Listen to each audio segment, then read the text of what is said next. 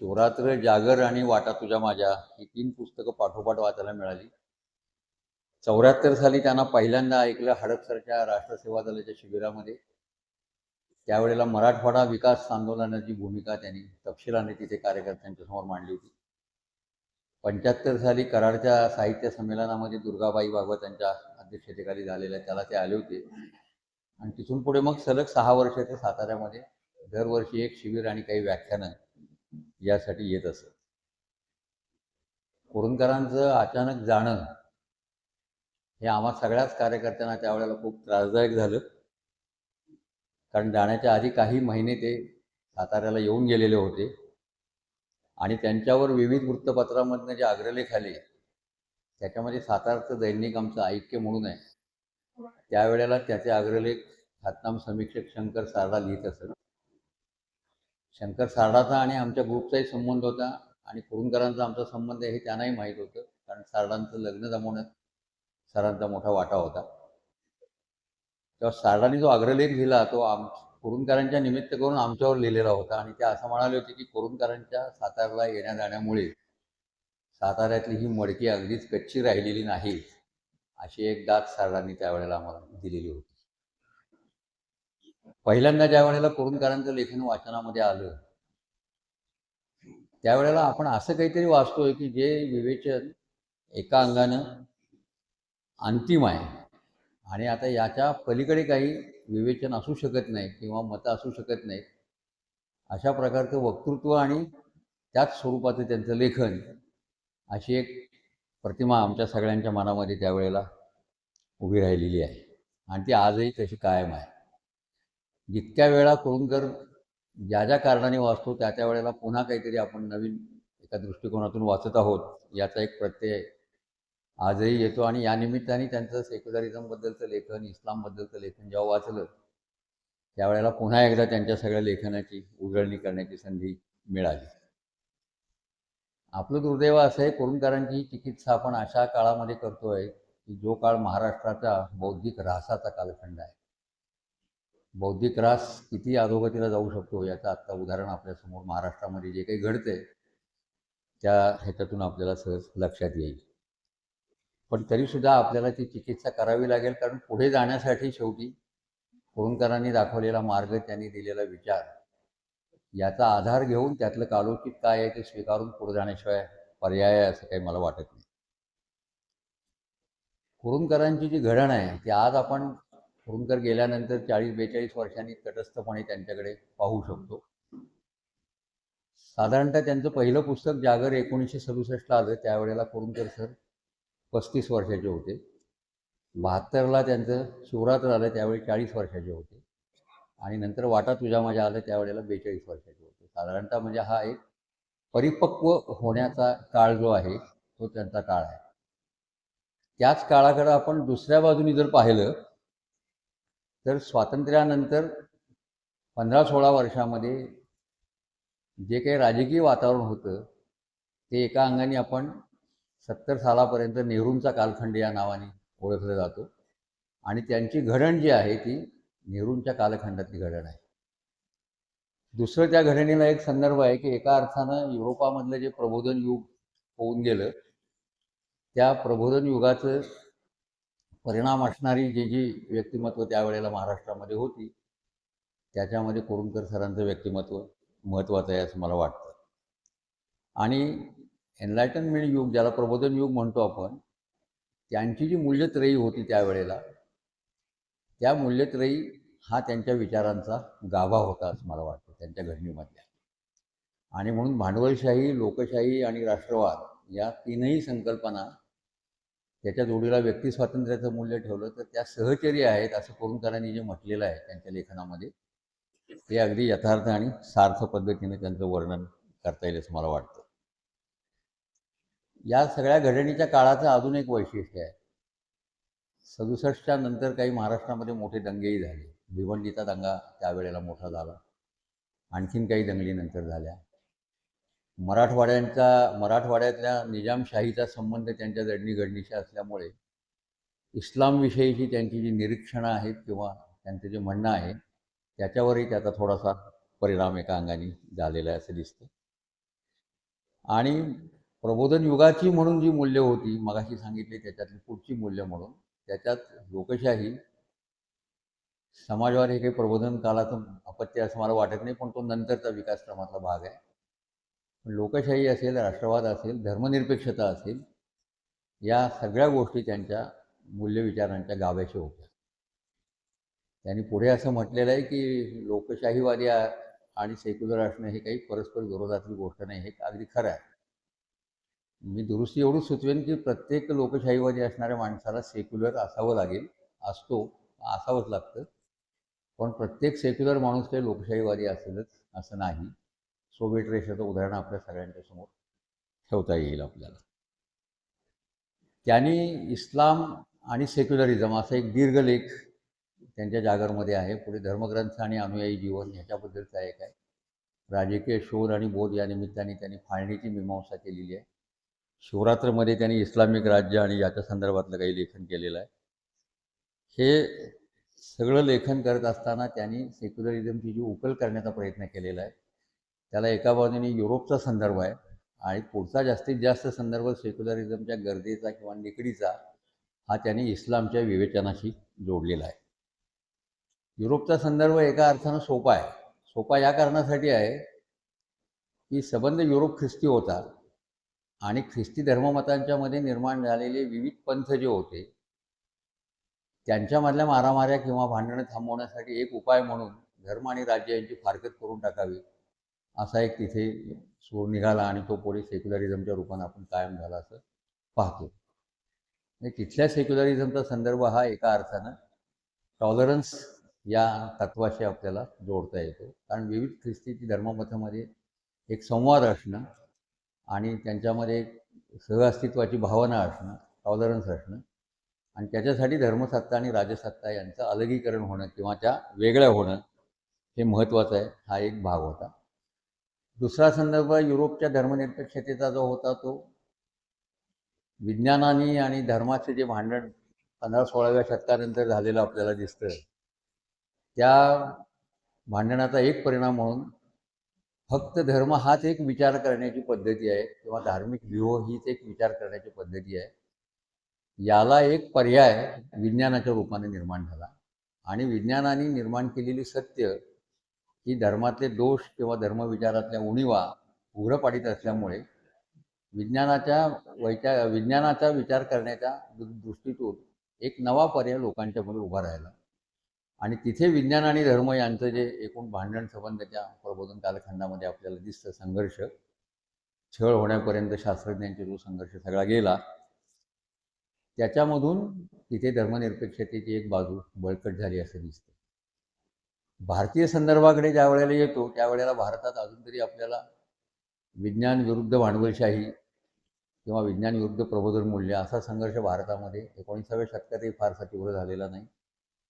आत्ता तो कुठेतरी होतोय, कारण विचारवंतांचे खून त्याच्या आधारे पडायला लागलेले आहेत असं आपल्याला दाखवून देता येतं. पण त्या अगदी अलीकडची गोष्ट आहे.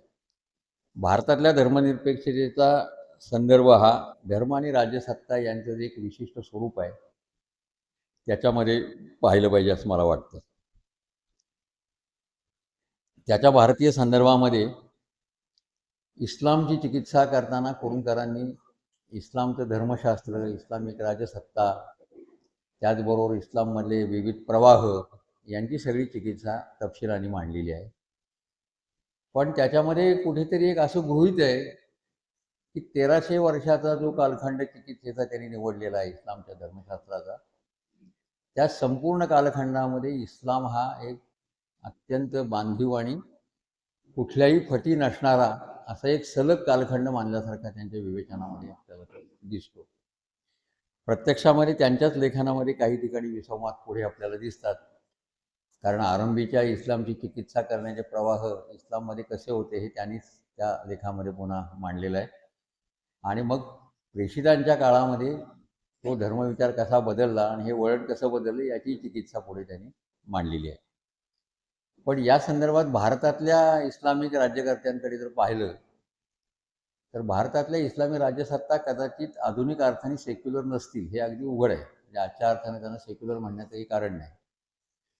पण एका मल्टी रिलिजियस बहुविध किंवा बहुधर्मीय समाजामध्ये आपण आहोत याचं भान त्या राज्यकर्त्यांच्या ठाई आपल्याला दिसतं. अगदी औरंगजेबाचा क्रूर काळ सोडून दिला आपण, तरीसुद्धा बहुतांशी इस्लामी राज्यकर्त्यांना ही समज होती की आपण एका बहुधर्मीय समाजामध्ये आहोत आणि इथं जर राज्य करायचं असेल तर इस्लामचं दुसरं टोक गाठण्याचं कारण नाही.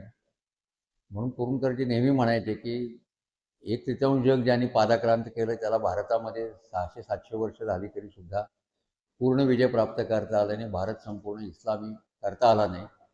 याच्यातच भारतातल्या राजसत्ता आणि धर्मसत्तेच्या स्वरूपाची मीमांसा एका अंगाने येऊन जाते असं मला वाटतं.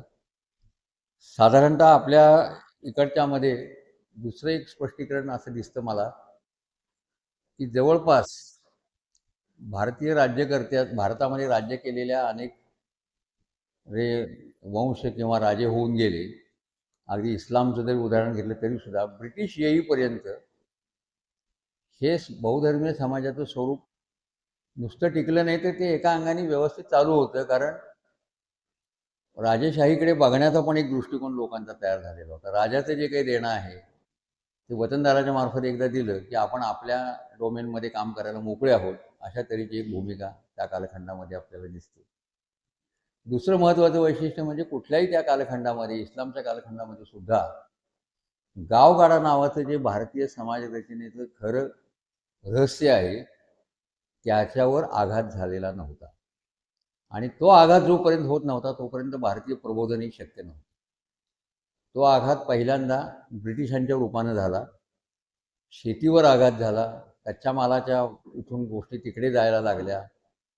इंग्लंडची एक क्रांती त्याच्यामध्ये पूर्ण झाली आणि इथला शेतकरी कर्जबाजारी होणं, शेतजमीन खरेदी विक्रीची वस्तू होणं, गावगाड्यामध्ये फटी पडणं आणि गावगाडा मोडकळीला येणं, ही प्रक्रिया जशी सुरू झाली तशी एका अर्थानं आत्मचिकित्सेची आणि पराभवाची एक चिकित्सा सुरू व्हायला मदत झाली आणि त्याच्यातून धर्मनिरपेक्षतेच्या मूल्याला एक वेगळा उजाळा मिळाला असं आपल्याला त्याच्यामध्ये वाटतं, म्हणजे पाहता येतं.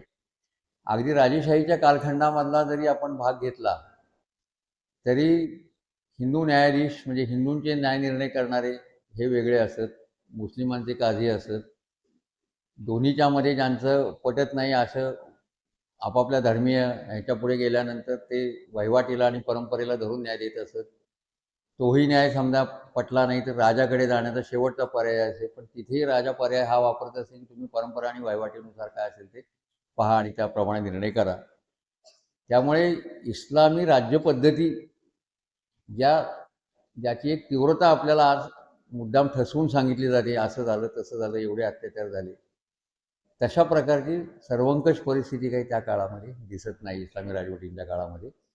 आणि एक बहुविधता इस्लामी राज्यकर्त्यांनी सुद्धा बऱ्यापैकी स्वीकारली. प्रश्न राहतो मंदिरं पाडली गेली किंवा काही या झालं त्याचं आपण हे कसं करणार, तर तो इस्लामिक राज्यकर्त्यांना आपली लिगसी मिळवण्यासाठी आपण इस्लामला बांधील आहोत आणि निष्ठावान आहोत याच्यासाठी काही करणं आवश्यक होतं. तेवढ्या मर्यादेत त्यांनी ते केलं.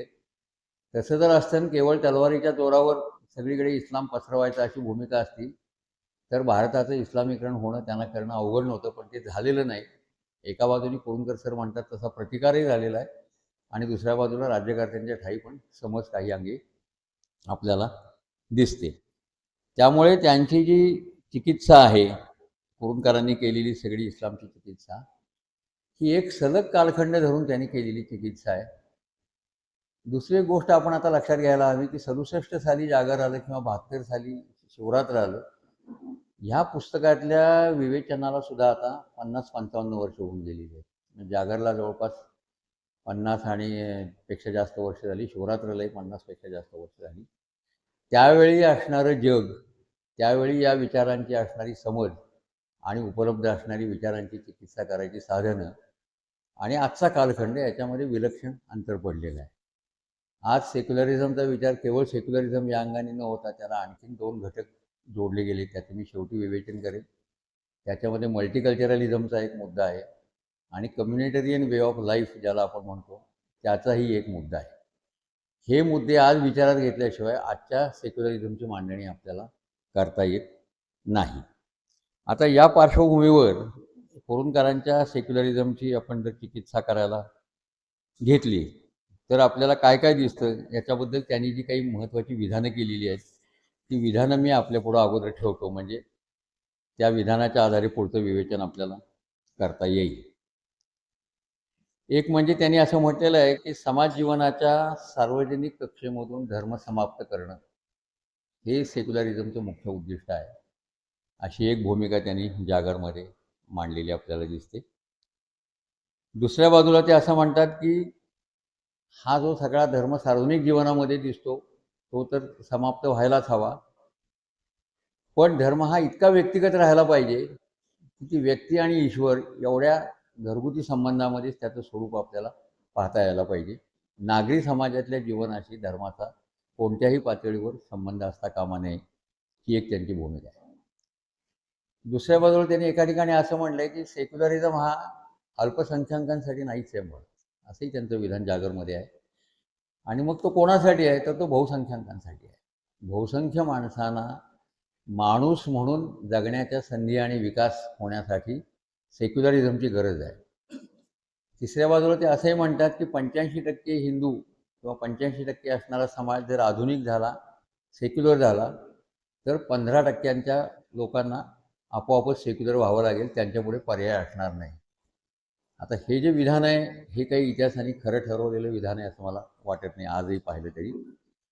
कारण 85% हिंदूही पूर्ण अर्थाने सर म्हणतात त्या पद्धतीनं सेक्युलर झालेले नाही. 15%चा प्रश्न आज वेगळ्या पद्धतीनं पाहायला लागतो. ज्या पद्धतीनं सर त्या काळामध्ये पाहत होते तो काळ आज नाही. आज मुसलमानांची असणारी परिस्थिती आणि त्यांचं सगळं राजकारण आजच्या संदर्भात पाहिलं तर या विधानामध्ये फारशी सत्यता आहे असं मला वाटत नाही.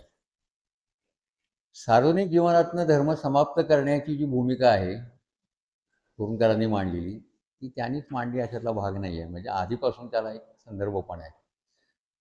आपण असं पाहतो की टिळकांच्या कालखंडामध्ये धर्म रस्त्यावर आला आणि तेव्हापासून तो रस्त्यावर आहे. आणि तो आता इतका रस्त्यावर आहे की तो घरात कमी आणि रस्त्यावर जास्त आहे. आणि डीजेच्या खणखणाटात तो अधिकाधिक आपल्याला रस्त्यावर वाजताना दिसतो. आणि त्यातलं गांभीर्य कमी झालेलं आहे एका बाजूला, त्यातली आंतरिक ओढ कमी झालेली आहे आणि त्याला एक बाजारू आणि उत्सवी अशा स्वरूपाचं आवरण आता प्राप्त झालेलं आहे. आणि जागतिकीकरणाच्या ह्याच्यामध्ये धर्म हा बाजारपेठेमध्ये सुद्धा उभा केला गेलेला आहे. हे नवीन गोष्टी ज्या आहेत त्याच्याशी त्या आपल्याला जोडल्या पाहिजे. हा पुन्हा आज जाण्याचे प्रयत्न कोणत्या पद्धतीने 19व्या शतकामध्ये झाले. आपल्याला ब्राह्म समाज, प्रार्थना समाज असेल, सत्यशोधक समाज असेल फुल्यांचा, किंवा आर्य समाज असेल, धर्मामध्ये सुधारणा करणं आणि काही पद्धतीनं पुढं पाऊल टाकणं हे प्रयत्न याही समाजांच्या रूपानं झालेले आहेत. त्याच्या तपशिलामध्ये मी आत्ता जाणार नाही. पण त्या समाजांचे परिणाम आज काय दिसतात. आर्य समाजाच्या पद्धतीनं आज काही लग्न होतात, काही विधी होतात. सत्यशोधक पद्धतीनं लग्न अलीकडे व्हायला लागलीत गेल्या 10-12 वर्षामध्ये. प्रार्थना समाजाच्या पद्धतीनं आज काही फारशी लग्न होताना दिसत नाहीत. त्यांच्या काळामध्ये झाले. अगदी खान पाणंदीकर विवाह जो होता तो प्रार्थना समाजाच्या मूल्यांच्या आधारावर त्यावेळेला लावून दिलेला होता आणि त्याचं पौराहित्य विठ्ठलरामजी शिंद्यांनी केलेलं होतं, अशी पण नोंद प्रार्थना समाजाच्या इतिहासामध्ये आपल्याला दिसते. ब्राह्म समाज पाहिला तर हे सगळे पंथ सगळ्या हिंदूंचे त्यांना कवेत घेणारे अशा प्रकारच्या धर्माच्या प्रवाहामध्ये रूपांतरित होऊ शकले नाही. त्याच्या आधीची बंड जरी पाहिली बौद्ध आणि महावीर, बौद्धांची आणि जैनांची, तरी तेही धर्म पुन्हा विशिष्ट समाज गटांशी संबंधित राहिले. तेही सगळ्या धर्मांना, सगळ्या हिंदूंना कवेत घेऊ शकलेले नाहीत. आणि अशा पद्धतीनं आणखीन एक प्रयोग सोव्हिएट रशियाच्या रूपानं झाला की त्याच्यावर पूर्ण बंदी घाला, धर्माचं सामाजिक आविष्करण बंद करा, चर्चेस आणि मशिदीमध्ये जाणं लोकांचं बंद करा.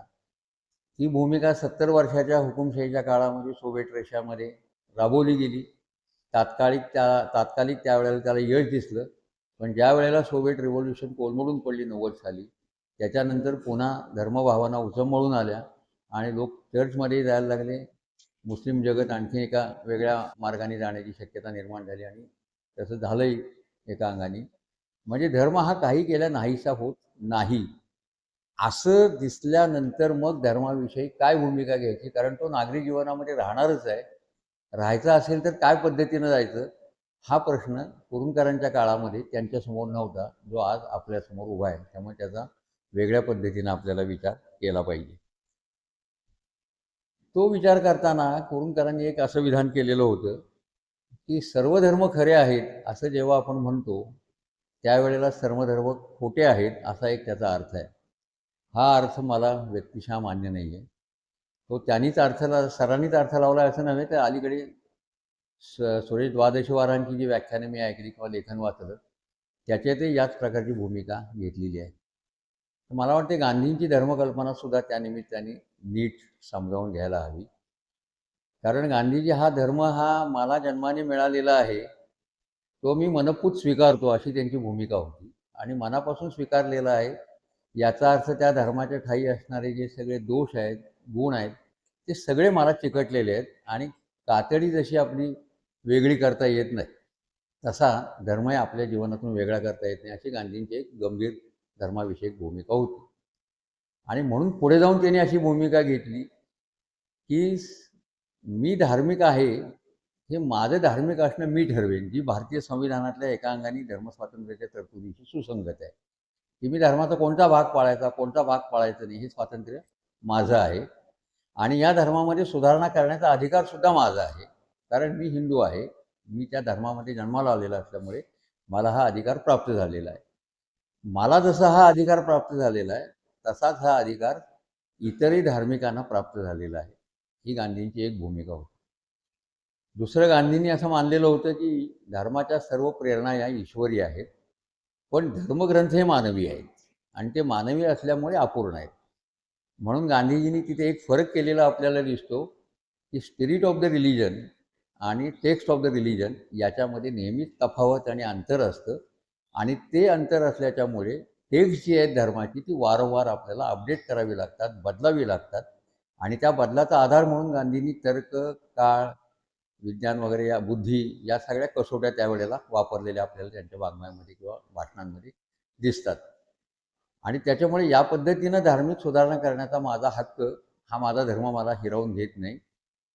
गांधीजींनी त्याच वेळेला दुसरी गोष्ट स्पष्ट केलेली आहे की कुठल्याही धर्माचं संस्थीकरण त्यांना मान्य नाही आहे. इन्स्टिट्यूशनलायझेशन ज्याला म्हणतो आपण धर्माचं, संघटित धर्म त्यांना मान्य नाही आहे. पूर्णपणे व्यक्ती आणि ईश्वर यांच्या संबंधाची ती कल्पना आहे, हे गांधींनी पण म्हटलेलं आहे.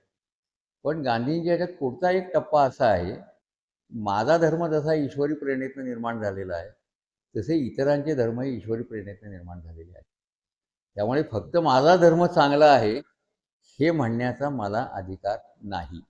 इतरही धर्मामध्ये काही चांगल्या गोष्टी असतील आणि त्या घेऊन मला माझा धर्म अधिक समृद्ध करता यायला पाहिजे, ही गांधींची तिथे एक भूमिका आहे. म्हणून ते जेव्हा असं म्हणाले की मी चांगला हिंदू आहे, याचा अर्थ मी चांगला मुसलमान व्हायलाही पात्र आहे, चांगला ख्रिश्चन व्हायलाही पात्र आहे, किंवा अन्य धर्मातला चांगला माणूस व्हायला सुद्धा मी पात्र असलो पाहिजे, तेव्हाच मी खराखुरा धार्मिक असेल.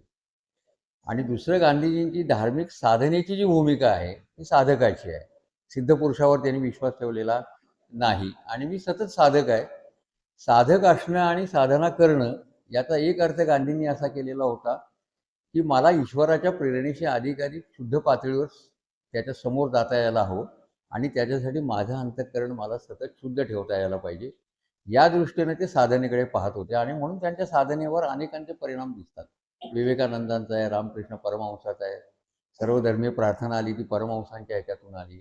जैन म्हणून एक दुसरे राजचंद्र जैन म्हणून होते गांधींचे मित्र, त्यांच्याशी जैन धर्मावरच्या झालेल्या चर्चा आहेत. टॉलस्टॉयचा प्रभाव त्यांच्यावर आपल्याला दिसतो. या सगळ्यातून ते असं सुचवू पाहत आहेत, सर्व धर्मांच्या प्रेरणा ईश्वरी आहेत, पण हे सगळे धर्मग्रंथ अपुरे असल्यामुळे त्यांची चिकित्सा करायला पाहिजे. त्या धर्मातले काही चांगल्या गोष्टी माझ्या धर्मात याव्यात, माझ्यातल्या त्यांच्या धर्मात जाव्यात. या पद्धतीनं धर्माधर्मामधला संवाद जर चालू ठेवायचा असेल तर मग धर्म खोटे आहेत ही भूमिका घेता येत नाही आणि म्हणून ती घ्यायची नाही. धर्म खोटे आहेत हे म्हणणं सोपं आहे, पण गांधीजींना खरोखर धर्म खोटे आहेत असं वाटत नव्हतं. त्यांनी सुधारण्याच्या कसोट्या जरूर आधुनिक पद्धतीच्या लावल्या, हे मी मान्य करतो, पण तरीसुद्धा धर्म खोटे ही त्यांची भूमिका नाही. आणि स्पिरिट ऑफ द रिलिजन त्यांना मान्य असल्यामुळं टेक्स्टमध्ये किती बदल करायचे, काय करायचे, हा प्रत्येक धार्मिकाचा हक्क आहे. या अंगाने त्यांनी विचार केल्यामुळं सर्व धर्म खोटे आहेत अशी भूमिका घेणं ही शक्य नाही. तिथे ज्या वेळेला कुरूंकर सर असं म्हणतात की गांधींनी संबंध पुढे आधुनिक भूमिका घेण्याचा प्रयत्न केला, ती केला, हे अगदी बरोबर आहे. पण ती आधुनिक भूमिका सरांनीच म्हटल्याप्रमाणे जिथे न्याय, सामाजिक न्याय आणि समाज जीवन यांच्या पूर्णपणे विरोधी जाणाऱ्या ज्या धार्मिक भूमिका आहेत त्या गांधींनी अमान्य केलेल्या आहेत. पण सार्वजनिक जीवनामध्ये धर्म राहणार, नागरी जीवनामध्ये धर्म राहणार, ही गांधींनी मान्य केलेली गोष्ट आहे. आणि त्याच्यासाठी तुम्हाला सर्व धर्म समभावाची जोड सेक्युलरिझमच्या मूल्याला द्यावी लागते. तर महाराष्ट्रामध्ये झालंय काय, दोन गोष्टी झालेल्या आहेत. इस्लामची चिकित्सा करणारे जसे कोरुणकर होते, दलवाई होते, अभी शहा होते, ही तिन्ही मंडळी एका अर्थाने बघितलं तर आधुनिक होती आणि नास्तिकही होती. आणि संबंध सेक्युलरिझमची मांडणी या मंडळींची नास्तिक्याच्या अंगाने जास्त झालेली महाराष्ट्रामध्ये आपल्याला दिसते.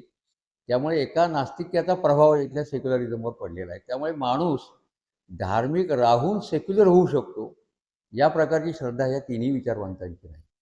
दलवाईंची पण नाही, अभी शहांची पण नाही आणि कुरुंकर सरांची पण आपल्याला दिसत नाही. आणि म्हणून मग जोपर्यंत इस्लामचं स्वरूप अमुक पद्धतीचं आहे तोपर्यंत मुसलमान सेक्युलर होणं कठीण आहे वगैरे, ही जी सगळी विधानं पुढे त्यांच्या ह्याच्यामध्ये आहेत ते मी सांगणार आहे. त्याच्याविषयी मग काही आपल्याला शंका उपस्थित करायला लागतात. त्याच्यामुळे सेक्युलरिझमचा अर्थ काय लावायचा याचा कुरुंकरांनी एका वाक्यात जो सांगितलेला अर्थ आहे तो आजच्या जीवनामध्ये जसाच्या तसा मान्य करता येत नाही. याचं कारण धर्म समाज जीवनात आहेच. नाही काय आहे तर नाही हे सर्वधर्म समभाव नाही. तो का नाही तर सर्वधर्म समभाव हे काहीतरी खूळ आहे, हा एक वेडेपणा आहे, हा भोंगळपणा आहे. या पद्धतीनं सर्वधर्म समभावाच्या संकल्पनेला बदनाम करण्यात आलेला आहे. हे बदनाम करण्यामध्ये आधुनिक सुशिक्षित त्यांच्या धार्मिक धारणा ज्या आहेत, विशेषतः विज्ञाननिष्ठांच्या बुद्धिवाद्यांच्या धार्मिक धारणा ज्या आहेत, त्याच्यामध्ये धर्म ही संपूर्णपणे कालबाह्य झालेली वस्तू आहे. तिची उपेक्षा करावी तितकी थोडी आहे, उपहास करावा तितका थोडा आहे आणि तिचा उच्छेद जेवढा लवकर होईल तितक्या लवकर तो हवा आहे. अशा प्रकारची धारणा असणारं जे एक संबंध पुरोगामी जगत एकेकाळचं आहे, त्यांच्या मते सर्वधर्म समभाव हा निरर्थक गोष्ट. आणि मग तिथे त्यांच्यासाठी असणारा सेक्युलरिझम हा कडक कायद्याच्या आधारे अस्तित्वात येणारा, वेळप्रसंगी दबावाच्या अंगाने अस्तित्वात येणारा आणि कुठल्याही स्वरूपात धर्माचं स्थान शिल्लक राहणार नाही, या स्वरूपामध्ये महाराष्ट्रामध्ये अवतरित झाला. आणि त्याच्यामुळे महाराष्ट्रामधल्या हिंदू मानसावर सुद्धा जो काही परिणाम झालेला आहे तो आपण त्या वेळेला विचारात घेतला नाही, पण तो आज नक्कीच आपल्याला विचारात घ्यायला लागेल असं मला दिसतंय.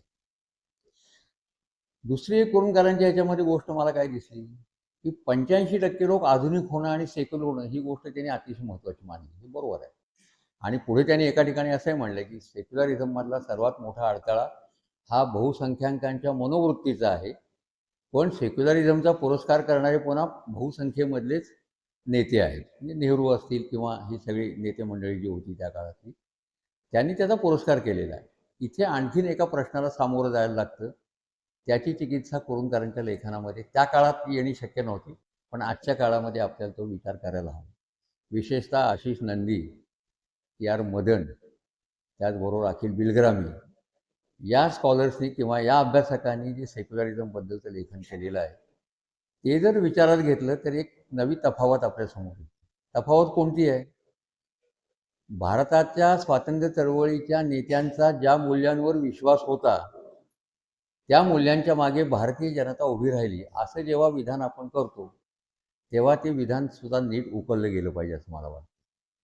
उभे राहिले लोक हे बरोबर आहे, पण लोक हे त्या मूल्यांसाठी उभे राहिले धर्मनिरपेक्षतेच्या किंवा याच्या, का स्वातंत्र्य मिळणार या भूमिकेच्या पाठीमागे उभं राहिले, अशी एक फोड आपल्याला करावी लागेल. कारण जर या मूल्यांसाठी उभे राहिले असं मानलं आपण समजा, तर त्यावेळचा भारतीय समाज हा पूर्णपणे दरिद्री आहे, मागासलेला आहे, आयुर्मान कमी आहे, विज्ञानाचा प्रसार झालेला नाही, त्याचबरोबर धार्मिक भूमिकेतनं हा समाज बाहेर पडलेला नाही. धर्म कर्मकांड याचं महत्त्व त्या काळामध्ये तेवढंच त्यांच्यासाठी शिल्लक आहे. जर महाकुंभामध्ये आजही 67-68 कोटी जाऊन डुबकी मारून येत असतील तर त्या काळाची हे करताना कल्पना करताना आपल्यासमोर आपल्याला लगेच चित्र उभं करता येईल. मग ही तफावत का? तर या नेत्यांच्या श्रद्धा होत्या, नेत्यांच्या श्रद्धा संविधानामध्ये रूपांतरित झाल्या, ही गोष्ट खरी आहे. आणि संविधानामध्ये सेक्युलरिझमच्या तरतुदी त्यावेळेला आल्या, हेही आपल्याला दाखवून देता येतं. पण नेत्यांच्या श्रद्धा आणि प्रत्यक्ष जनता त्यांची मनस्थिती आणि त्यांची मूल्य याच्यातलं अंतर त्या काळात विचार करताना फारसं अधोरेखित केलं गेलेलं नाही. दुसरं, सतत संविधान आणि संविधानातले सेक्युलरिझमची मूल्य असं जेव्हा आपण म्हणतो, तेव्हा एकदा संविधानाकडे बघण्याचा आपला एक दृष्टिकोन आपण निश्चित केला पाहिजे असं मला वाटतं. संविधानाकडे बघण्याची कुरूंकर सरांची सगळ्यात चांगली भूमिका न्यायमूर्ती चंद्रशेखर धर्माधिकारींनी भारतीय संविधानाचे अधिष्ठान म्हणून जी 3 व्याख्यानं दिलेली होती, साधना प्रकाशनने ती प्रसिद्ध केली, त्याला जी कुरूंकरांची प्रस्तावना आहे त्याच्यामध्ये मला दिसते. बाकी इस्लाम आणि सेक्युलरिझमबद्दल मी नंतर बोलेन, पण त्याच्यापेक्षा त्या पुस्तकाच्या प्रस्तावनेमध्ये ती मला जास्त तपशिलाने दिसते. त्याच्यात ते असं म्हणतात की भारतीय संविधान हे क्रमाक्रमानं स्वातंत्र्य लढ्यामध्ये सिद्ध झालेली गोष्ट आहे. काँग्रेसचे त्या काळातले ठराव, नेत्यांची भाषणं याच्यामधनं कोणत्या दिशेनं भारत पुढच्या काळामध्ये जाणार हे त्याच्यातनं ठरत होतं. म्हणून एका ठिकाणी त्यांनी त्या प्रस्तावनेत असं म्हटलंय की भारतीय संविधान हे इकडे तिकडे शोधण्यापेक्षा जनतेच्या रस्त्यावरच्या लढ्यामध्ये तुम्हाला शोधावं लागतं. अशा प्रकारची विधानं काही त्या प्रस्तावनेमध्ये आपल्याला आहे. हा जर इतिहासाचा क्रम झालेला असेल, खरा असेल, तर कोणत्या दिशेनं समाज जाणार हे एका अंगाने ब्रिटिश इथे आल्यानंतर ठरलेलं होतं असं मला वाटतं. इथे आल्यानंतर ब्रिटिशांनी ज्या प्रकारच्या लोकशाही संस्थांच्या उभारणीला सुरुवात केली, भले त्याच्यामध्ये भारतीयत्वाचं किंवा भारतीयांचं आरंभीचं प्रतिनिधित्व कमी असेल किंवा शून्य असेल, पण त्याच संस्थांमधनं हळूहळू भारतीयांचा भरणा होणं, भारतीयांची संख्या वाढणं, प्रशासनाचं भारतीयकरण होणं, भारतीयांना सगळ्या प्रकारच्या राज्यकारभाराच्या संधी उपलब्ध होणं, या दिशेनं जो राष्ट्रसभेचा गाडा सतत पुढे जात राहिला, सुधारणांचा गाडा जो सतत पुढे जात राहिला, त्याच्यामधून भारतीय संविधानाची एक दिशा ठरत गेलेली आपल्याला दिसते. आता इथे ज्या वेळेला आपण असं म्हणतो की संविधानाने दिलेल्या धर्मनिरपेक्षतेच्या तरतुदी ज्या सरांनी मांडल्यात त्या गैर काहीच नाही, त्या तंतोतंत संविधानामध्ये आहे. धर्माला इथे स्वातंत्र्य दिलेलं नाही असं कुरूंकर सरांनी आग्रहाने मांडलेलं आहे, बरोबर आहे. धर्मांना स्वातंत्र्य दिलेलं नाही, धर्मपीठांना स्वातंत्र्य दिलेलं नाही, पण धर्माचं पालनाचं, न पालनाचं किंवा धर्मच न मानण्याचं हे जे काही सगळं स्वातंत्र्य आहे हे नागरिकाला इथे दिलेलं आहे. आणि भारताची राष्ट्रनिर्मितीची प्रक्रिया जर आपण पाहिली तर ती वासाहतिक कालखंडामध्ये सुरू झालेली प्रक्रिया आहे. त्याच्यामध्ये एक गोष्ट स्वच्छ काय दिसते आपल्याला राष्ट्रीयत्व आधी प्राप्त झालेलं आहे आणि नागरिकत्व नंतर प्राप्त झालेलं आहे. म्हणजे भारताच्या चौकटीमध्ये 1885ला ज्या वेळेला राष्ट्रसभेची निर्मिती झाली तेव्हा ती समस्त भारतीयांची सुधारणा मागण्याची असेल, ब्रिटिश राज्यकर्त्यांची डील करण्याची असेल, वाटाघाटी करण्याची असेल, अशी ती सर्व भारतीयांची संस्था आहे. आता त्यावेळचे सर्व भारतीय कोण? त्यावेळची जी भारताची सीमा आहे त्या सीमेमध्ये राहणारे सगळे. म्हणजे भारतीयत्व नावाची गोष्ट, कारण त्यावेळची एक गोष्ट स्पष्ट होती की भारत राष्ट्र म्हणून ज्या वेळेला पुढे जाऊ इच्छितो तेव्हा आपल्यापुढे एक पेच होता की तुम्ही काय म्हणून राष्ट्र मागताय? भाषिक राष्ट्र म्हणून मागताय, धार्मिक राष्ट्र म्हणून मागताय का काय मागताय? कारण आपल्याकडे एक भाषा नव्हती, एकच धर्माचे सगळे लोक नव्हते. ब्रिटिश राज्यकर्त्यांच्या समोर किंवा विचारवंतांच्या समोर जॉन स्ट्रॅटीसारख्या त्यावेळेला आपल्याला असं दिसतं की एक युरोपियन राष्ट्रवादाचं मॉडेल सुरू आहे. तेच मॉडेल पुढे चालून इथल्या हिंदू राष्ट्रवाद्यांच्या पुढे आणि इस्लामी राष्ट्रवाद्यांच्या पुढे सुद्धा त्याच युरोपियन राष्ट्रवादाच्या मॉडेलचा प्रभाव आहे.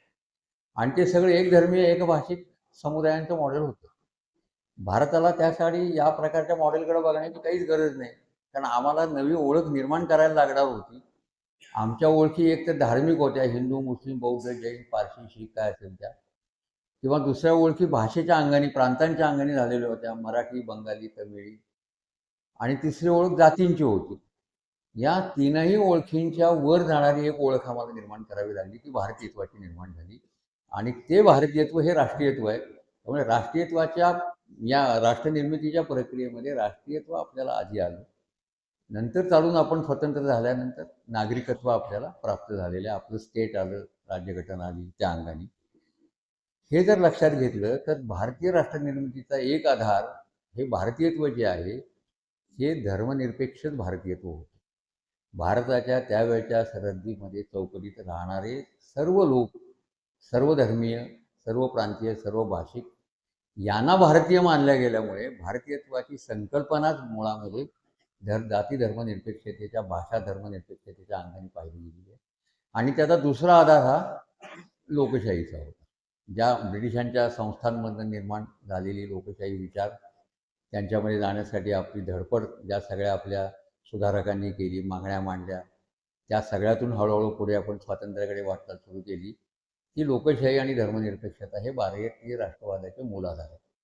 मग हे संविधानामध्ये ग्रथित करताना आंबेडकरांनी एक महत्त्वाचं भाषण संविधान सभेमध्ये केलेलं होतं की इथे जर राष्ट्र उभं करायचं असेल तर इथल्या धर्म आणि सामाजिक रूढींमध्ये हस्तक्षेप करणारं राज्य आम्हाला पाहिजे. आम्ही ते सेक्युलर या शब्दात मांडणार नाही, पण धर्मविषयक, स्वातंत्र्याविषयक ज्या तरतुदी घटनेमध्ये केलेल्या आहेत त्याच्यामधून हे राष्ट्र पुरेसं सेक्युलर आहे हे स्पष्ट होतं, असं आंबेडकर म्हणाले. तसंच मार्गदर्शक तत्वांमध्ये ज्या पद्धतीच्या रचना केलेल्या आहेत त्याच्यातनं हे राष्ट्र समाजवादाकडे जाणार आहे हेही स्पष्ट होतं. ही स्पष्टता संविधानकर्त्यांना त्यांच्या ठाई पुरेशी होती असं दिसतं, म्हणून तो शब्द त्यात आला नाही. त्याच्या सगळ्या डिबेटमध्ये आत्ता काही जाण्याचं आपल्याला कारण नाही. पण तुम्ही जेव्हा असं म्हणता की धर्माला आम्ही स्वातंत्र्य न देता व्यक्तीला स्वातंत्र्य दिलेलं आहे, तेव्हा ती व्यक्ती तिच्या धार्मिक स्वातंत्र्याचा उपयोग सामाजिक जीवनात करण्याचा अधिकार तिला आहे की नाही? तुम्ही जर असं म्हणालात की सार्वजनिक जीवनातून धर्म समाप्त करायचा आहे, तर त्याचा एक अर्थ असा होतो की हा अधिकार धर्म मानणाऱ्या, पाळणाऱ्या नागरिकांना आम्हाला देता येणार नाही. हे तर व्यवहारात शक्य नाही. म्हणजे संविधानातली तरतूदच एका अंगाने संविधानाच्या चौकटीत ही बसणारी नाही की सार्वजनिक जीवनातनं धर्म समाप्त करा.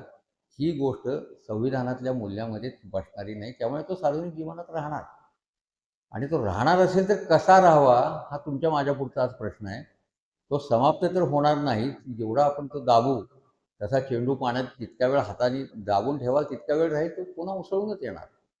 आणि मग आजचं सगळं जागतिकीकरण, बाजारपेठ, मार्केट इकॉनॉमी, आजच्या सगळ्या नेशन स्टेटच्या असणाऱ्या मर्यादा, या सगळ्या गोष्टी जर एकत्रितरित्या पाहायला गेल्या तर याच्याकडे काहीतरी तोड काढायला पाहिजे. ती तोड सेक्युलरिझमशिवाय दुसरी नाही, हेही खरं आहे. पण जर सगळा विचार केला 50-60 वर्षाच्या भारताच्या राष्ट्र म्हणून वाटचालीचा, तर कुठे सेक्युलरिझम टिकवू शकलो आपण? हिंदू कोडविलं झाली, हिंदूंच्या संदर्भातले कायदे बदलले, वारसा हक्क, कुटुंब कायदे, मॅरेजेस, अमुक तमुक, त्या अर्थानं हिंदू समाजाचं काही भाग हा धर्माच्या नियंत्रणामधून आपण मुक्त केला. पण विवाहाच्या पद्धतीमध्ये धार्मिकता अटळ होती, ती ठेवलेलीच आहे. अजूनही पारंपरिक पद्धतीनेच विवाह होतात. फार मोठ्या प्रमाणावर काही विवाह रजिस्टर पद्धतीनं किंवा सत्यशोधक पद्धतीनं होत नाहीत. आत्ता त्याची सुरुवात आहे. हे धार्मिक पद्धतीनं होणारे विवाह पुन्हा निरनिराळ्या जातींच्या रीतिरिवाजाप्रमाणेच होतात. काही ठिकाणी ते म्हणजे काही विवाह मी असे पाहिलेत की जे फक्त रामरक्षेच्या आधारे लावले जातात. म्हणजे तो जो पुन्हा त्यावेळचा भेद आहे, स्मृती पुराणोक्त पद्धतीनं आणि पुराणांच्या आधारे करायचे विवाह, हा एका अंगाने शिल्लकच आहे. म्हणजे हे कायदे बदलून सगंध समाज जीवन किंवा हिंदूंचं जीवन पूर्ण अर्थानं सेक्युलर झालेलं आहे असं आजही दाखवता येत नाही. बहुसंख्याकांसाठी गरज आहे हे कुरुंदकर सरांचं म्हणणं अगदी खरं आहे, पण आज तसं आपल्याला दाखवता येत नाही, हे खरं आहे. आता तुम्ही जेव्हा दुसरी भूमिका घेता, जसं आंबेडकर म्हणाले की हे राष्ट्र उभं करण्यासाठी ही मोडतोड करणं का आवश्यक आहे, तर एक साधं उत्तर त्याचं असं दिलं गेलं होतं की हक्क कोणाला द्यायचे? लोकशाही राष्ट्रामधले हक्क कोणाला आहेत? नागरिकाला. नागरिक कोण असू शकतो? तर नागरिक ही व्यक्ती असू शकतो. व्यक्तीचं व्यक्ती म्हणून असणं जे आहे ते मुळामध्ये मुक्त असलं पाहिजे. इथे व्यक्ती मुक्त नाही. माणसं धर्मगटाला, जात गटाला बांधील आहेत, आपापल्या रूढीरीतीरिवाजांना बांधील आहेत, आणि त्याच्या बाहेर ते व्यक्ती म्हणून जगतच नाही. तेव्हा व्यक्ती म्हणून त्यांना जगायचं असेल तर या जात धर्मगटाच्या बंधनातून त्यांना मुक्त केलं पाहिजे. आणि ते मुक्त करण्यासाठी ही मोडतोड सामाजिक रूढींची किंवा हस्तक्षेपाच्या अंगाने राज्य संस्थेने तो करावा. आणि त्याच्यातनं व्यक्तींचा समाज, कारण एनलाइनमेंटच्या मॉडेलचा मुख्य आधार काय आहे? राष्ट्राचा किंवा समाजाचा आधार स्वायत्त प्रतिष्ठित असणारी व्यक्ती आहे. आणि ती व्यक्ती तिथे अस्तित्वात नाही, ती आणण्याच्यासाठी सेक्युलरिझम ही त्याची एक गरज म्हणून या ठिकाणी आहे. म्हणून धर्मातल्या हस्तक्षेपाची गरज त्यावेळच्या संविधानकर्त्यांनी सातत्याने आपल्यापुढे मांडली असे दिसते. आता हे जे संबंध मॉडेल लोकशाहीचं त्या काळामध्ये उभं झालेलं आहे संपूर्ण, ते एका अंगाने पश्चिमी वेस्टमिनिस्टर मॉडेल आहे, ज्याच्यामध्ये संसदेचं सार्वभौमत्व हे गृहीत आहे. आज संसदेचं सार्वभौमत्व तितक्याच आग्रहानं सांगण्याची माझी छाती नाही. त्याला अनेक कारणं आहेत, म्हणजे महत्त्वाची कारणं मी ह्याच्यामध्ये मांडेनच. अजूनही कुरुंदकर असं म्हणतात की अजूनही भारतीयांनी मोकळ्या मनाने सेक्युलरिझमचा स्वीकार केलेला नाही आणि समान नागरिकत्वाचाही स्वीकार केलेला नाही, असं कुरुंदकरांच्या जागामध्ये एक विधान. त्याचा अर्थ काय? बहुसंख्य समाज गरज असूनही आजही सेक्युलर होत नाही असं म्हणताना कुरुंदकर चिकित्सा मात्र 15% इस्लामची सगळ्यात जास्त विस्ताराने करतात आणि त्या मानानं हिंदूंच्या सुधारणाची चिकित्सा फार कमी झालेली आहे असं माझं मत आहे. इस्लामची जेवढी चिकित्सा कुरुंदकरांच्या लेखनामध्ये आलेली आहे ते 15% 85% जर आपोआप सुधारला झाले, सेक्युलर झाले तर हे आपोआप होतील. तर ते आपोआप होण्यावर सरांचा सुद्धा विश्वास नाही, कारण मुस्लिम प्रश्नाकडे पाहण्याची त्यांची एक वेगळी दृष्टी आहे. त्याच्याकडे मी नंतर येतो. आता त्याचा परिणाम ते असं म्हणतात की सेक्युलरिझमकडे सगळे भारतीय अजून आकर्षित न झाल्यामुळे सेक्युलरिझमच्या अडचणीतला हा एक मोठा भाग आहे की इथे सेक्युलरिझम एका टप्प्याच्या पुढे जात नाही. तो कुठे राहतो शिल्लक? तर धर्म आणि राज्याची फारकत इथे झालेली आहे. म्हणजे अगदी अलीकडेपर्यंत 22 जानेवारी 22 या तारखेच्या आधीपर्यंत आपण असं सांगू शकतो की भारत हे घटनात्मकदृष्ट्या सेक्युलर स्टेट आहे. 75 साली तो शब्द आला म्हणून मी ते काही सेक्युलर स्टेट आहे असं मानत नाही. संविधानातल्या तरतुदी आणि याच्या आधारे आपल्याला ते पुरेसा मानायला वाव आहे. बाईंनी तो शब्द का घातला याला काही लॉजिक आहे असं मला स्वतःला वाटत नाही 75 साली, पण तो आपण वादाचा भाग सोडून देऊ. 22 जानेवारीच्या आधी कॉन्स्टिट्युशनली हे सेक्युलर स्टेट होतं. याचा अर्थ इथलं केंद्र सरकार, सार्वभौम संसद हे धर्माला कोणत्याही परिस्थितीत शरण जाणार नाही ही शक्यता सगळ्यात अधिक होती. आणि त्याचा एक आविष्कार आपण 1984 साली गुरुद्वारामध्ये जे काही सैन्य घातलं त्याच्या अनुषंगाने पाहिला. त्याचे परिणाम भले काही होत, इंदिरा गांधींना बळी गेलं त्याच्यामध्ये, ठीक आहे, पण ती खात्री देता येत होती. आता ते स्टेट एका अंगाने याला बांधील होतं. 22 जानेवारी 22 नंतरचं जे स्टेट आहे ते याला बांधील नाही. ते टेक्निकली सेक्युलर स्टेट राहील, कॉन्स्टिट्युशनली सेक्युलर स्टेट राहील, पण ऑपरेटिव्ह स्टेट ज्याला म्हणतो ते आज सेक्युलर नाही. कारण संसदेचं काय उद्घाटन असेल, राम मंदिराचं भूमिपूजन असेल, राम मंदिराचं उद्घाटन असेल, या सगळ्या प्रकारामध्ये जी दृश्य आपण माध्यमातून पाहिली त्यावेळेला हे स्टेट आता यापुढे एका विशिष्ट धर्माचं स्टेट म्हणून जाहीरपणे वावरेल. टेक्निकली किंवा कॉन्स्टिट्युशनली ते त्याच्यात बदल करणार नाही. ही एक विसंगती याच्यातली स्पष्ट झाली, ज्याला सुहास पळशीकरांनी अयोध्येचं भूमिपूजन झाल्यानंतर इंडियन एक्सप्रेसमध्ये एक मोठा लेख लिहून नव्या रिपब्लिकचा जन्म झालेला आहे असं म्हटलं. Birth of a new Republic असा एक त्यांचा चांगला लेख होता त्यावेळेला. त्या पद्धतीचं स्टेट आता अस्तित्वात आहे. त्यामुळे धर्म आणि राज्याची फारकत करणारा सेक्युलरिझम आजच्या काळामध्ये अस्तित्वात राहीलच असं नाही, किंवा तो टेक्निकली राहील. या गोष्टी कोणत्या थराला 14 सालानंतर गेलेल्या आहेत. अगदी 4-5 वर्षापूर्वीची गोष्ट, हरियाणाच्या असेंब्लीमध्ये एका धर्मगुरूला प्रवचन आमदारांना द्यावं आणि त्यांच्यात नैतिक सुधारणा व्हावी या सद्बुद्धीनं एका धर्मगुरूला बोलावण्यात आलेलं. आणि त्या धर्मगुरूला नुसतं बोलावलं गेलेलं नाही, तर त्याचं जे स्थान त्याला बसायला दिलं ते सभापतीच्या पेक्षा उंचीवरचं असं. तर घटनेनुसार सभापतीचं स्थान हे सर्वोच्च आहे. त्याच्यावर स्थान फक्त राज्यपाल किंवा राष्ट्रपती यांच्यापैकी कोणी आलं सदनाला घोषित करायला, उद्बोधन करायला तर शक्य आहे, पण ते त्याला दिलं गेलं. कोणी याच्यावर आक्षेप घेतला नाही. 4 लोकांनी आरडाओरडा केला. काहींनी उपरोधिकपणे असं म्हणलं की उद्या एखाद्या केरळसारख्या राज्य सरकारने समजा एखाद्या इमामाला प्रवचन द्यायला बोलवलं तर कसं काय वाटेल लोकांना वगैरे. एवढी एक जुजबी चर्चा झाली. म्हणजे याचा अर्थ हे आता गृहीत धरलं गेलेलं की यापुढेच्या काळामध्ये अशा प्रकार, अशा गोष्टी, इव्हेंट्स ह्या वाढत जाणार आहेत आणि हे स्टेट आता यापुढे अधिकृतरित्या सेक्युलर संविधानात शब्द आहे म्हणून राहील, पण प्रत्यक्षामध्ये ते राहील असं नाही. कुरूंदकरांच्या सगळ्या विवेचनामध्ये सेक्युलरिझमच्या या इस्लामची चिकित्सा करताना सुद्धा किंवा हिंदूंची चिकित्सा करताना सुद्धा भर कशावर आहे?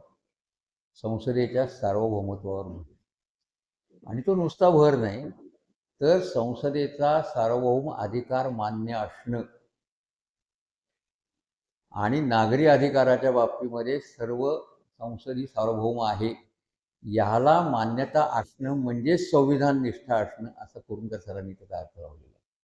आणि हा अर्थ ज्यांना मान्य नाही, त्यात बहुसंख्य हिंदूही आहेत, मुस्लिमही येतील, अन्य धर्मीय कदाचित काही लोक येतील, त्यांना सेक्युलरही म्हणता येत नाही किंवा संविधान निष्ठही बनता येत नाही.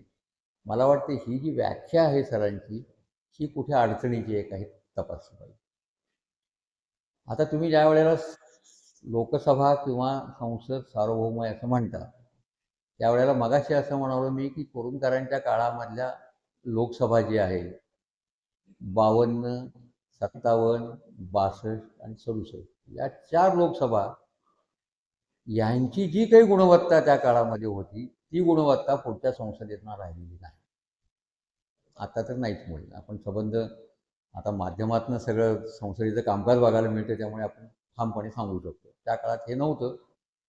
पण विरोधी पक्षामध्ये आणि खुद्द सत्ताधारी पक्षामध्ये विवेक नावाची गोष्ट डोक्यात आणि अंगात असणारे पुष्कळ सदस्य आपल्याला दाखवता येतात आणि त्यांनी खूप मेहनतीनं काम केलेलं आहे, खूप विवेकाने निर्णय घेतलेले आहेत. ती संसद सार्वभौम असणं निराळं. आणि आज ज्या पद्धतीची संसदेची गुणवत्ता आहे, ज्या पद्धतीचं प्रतिनिधींचं स्वरूप आहे, ते लक्षात घेता ही संसद सार्वभौम असणं एक टेक्निकली संसद सार्वभौम आहे असं आपण जरी म्हटलं तरी व्यवहारामध्ये या गोष्टींचं अंतर पडणार आहे, आपण लक्षात ठेवू. उद्या संसदेमध्ये जेव्हा बहुमत तयार होतं, कुरूंदकरांनी असं म्हटलं की बहुमताचा निर्णय हा संसदेतला निर्णय आहे. त्याच्यातली गृहीत गोष्ट काय? बहुमत या शब्दाशी जोडला गेलेला जो मुख्य आशय आहे, that must be A political majority. आंबेडकरांनी हा वारंवार इशारा दिलेला आहे की भारताच्या संदर्भात हा सतत धोका आहे की इथे political majority superseded by communal majority. आता ज्या वेळेला इस्लामच्या तलाकचा, त्रिवार तलाकचा जो काही कायदा आला, त्याच्या वेळेला जे मतदान झालं ते कसं झालं मतदान? या समाजाला आता त्याची जागा दाखवायलाच पाहिजे, ही वेळ आलेली आहे त्याच्यासाठी. whether it was a decision by political majority or it was a decision by communal majority. Majority हा तांत्रिक शब्द वापरला तर निर्णय संसदेचा आहे, बरोबर आहे. पण तो कम्युनल मेजॉरिटीचा निर्णय आला असेल तर तो पॉलिटिकल मेजॉरिटीचा निर्णय नाही. त्यामुळं त्या प्रकारच्या निर्णयाबद्दल शंका आहे. एवढंच झालं नाही त्या निर्णयात. विवाहासारखी पूर्ण नागरी समाजाच्या कक्षेत असणारी गोष्ट फौजदारी कायद्याच्या ह्याच्यामध्ये त्यांनी घेऊन ठेवली. म्हणजे अशा पद्धतीनं त्रिवार तलाक देणाऱ्याला फौजदारी कायद्याखाली गुन्हा नोंदवून शिक्षा देऊन 3 वर्षाची ती शिक्षा आहे. हे देताना एवढा सुद्धा विचार झाला नाही की तो कमावता माणूस जर 3 वर्ष तुरुंगात बसला तर त्या बाईला हे कोण देणार आहे, तिचं जीवन चालणार कसं, हाही विचार त्याच्यामध्ये झाला नाही. जसा राजीव गांधी त्यावेळेला शाहबानूच्या संदर्भात निर्णय फिरवला आणि जो कायदा केला, त्याच्यामध्ये मुस्लिम स्त्री उघड्यावरच पडलेली होती. तिनं कोणाकडे जावं? नातेवाईकांकडे जावं असा एक पर्याय त्यात दिलेला होता. दुसरा पर्याय आईवडिलांकडे जावं, भावंडांकडे जावं. सगळ्यांनी कुणी नाकारलं आणि तिला थारा दिला नाही. तर वक्फ बोर्डाकडे जावं असाही निर्णय त्या काळामध्ये आलेला होता. याच्यामध्ये तीच पोझिशन आली. मग त्रिवार तलाक फक्त तुम्ही पुरुष ज्या सत्तेचा गैरवापर करतो असं वाटतं, त्याच्यावर बंधन घालण्यासाठी त्याला फौजदारी कायद्यामध्ये तुम्ही अडकवायला निघालात आणि नागरी समाजाच्या कक्षेतली गोष्ट तुम्ही फौजदारी कायद्याच्या कक्षेमध्ये नेऊन ठेवली. त्यामुळे त्यालाही समान नागरी कायद्याच्या दृष्टीने किंवा ह्याच्या अर्थाने काही अर्थ नाही. आणि उलट लग्न न करता अनेक ज्या टाकून दिलेल्या स्त्रिया आहेत भारतभर, त्यांच्यासाठी कोणताच कायदा नाही आहे त्या. म्हणजे संसद कशा पद्धतीचा निर्णय घेऊ शकते आणि ती सार्वभौम आहे असं आजच्या क्षणाला मानलं तर त्याचा नेमका अर्थ आपण काय करायचा हा माझ्यासाठी महत्त्वाचा आहे. मी त्याचा अर्थ असा करतो, संसद सार्वभौम आहे याचा अर्थ लोकप्रतिनिधी सार्वभौम नाहीत. संसद कशाला बांधील आहे? तर संसद संविधानिक मूल्याला बांधील आहे आणि बहुमताच्या आधारे संविधानिक मूल्य जपणारा जो कायदा तयार होणार नाही, तो सार्वभौम संसदेनं केलेला असला तरी तो संविधानिक मूल्यांना धरून नसल्याच्यामुळे त्या कायद्याला सार्वभौम का मानायचं? हा माझ्यापुढे प्रश्न आहे. म्हणून मी त्या सार्वभौमत्वाचा अर्थ लावताना संविधानिक मूल्यांच्या अंगाने त्याचा जास्त विचार करतो. इथे दुसऱ्या एका गोष्टीचा सुद्धा निर्णय आपल्याला करायला पाहिजे असं मला दिसतं. कोणचा? कोणत्या अर्थानं म्हणतोय मी हे? संविधानिक मूल्य ही संविधानकर्त्यांनी तयार केलेली आहेत. त्याची चर्चा असेंब्लीमध्ये त्या वेळच्या कॉन्स्टिट्यूशन डिबेट्समध्ये झालेली आहे. सुप्रीम कोर्टसुद्धा ज्या वेळेला काही वेळेला प्रश्न निर्माण होतात त्यांच्यापुढे घटनात्मक अर्थ लावण्याचे, त्यावेळेला कॉन्स्टिट्यूशनल असेंब्लीचे डिबेट्स प्रमाण मानतं. ते का मानतं? तर तिथे त्यांना कायदा तांत्रिकदृष्ट्या सक्षम आहे की नाही हे बघण्यापेक्षा whether it is relevant with the spirit of the constitution. आता हे स्पिरिट ऑफ द कॉन्स्टिट्यूशन जे आहे ते या चर्चेमध्ये बसतच नाही. म्हणून संसदेनं उद्या कुठलाही घाईघाईतनं निर्णय घेतला आणि ती सार्वभौम म्हणून आपण मान्य केला तर विपरीत अवस्था ओढवणारच असं नाही. विशेषतः राज्यकर्ते जर एका धर्माला पुढे करून राज्य करणार असतील तर.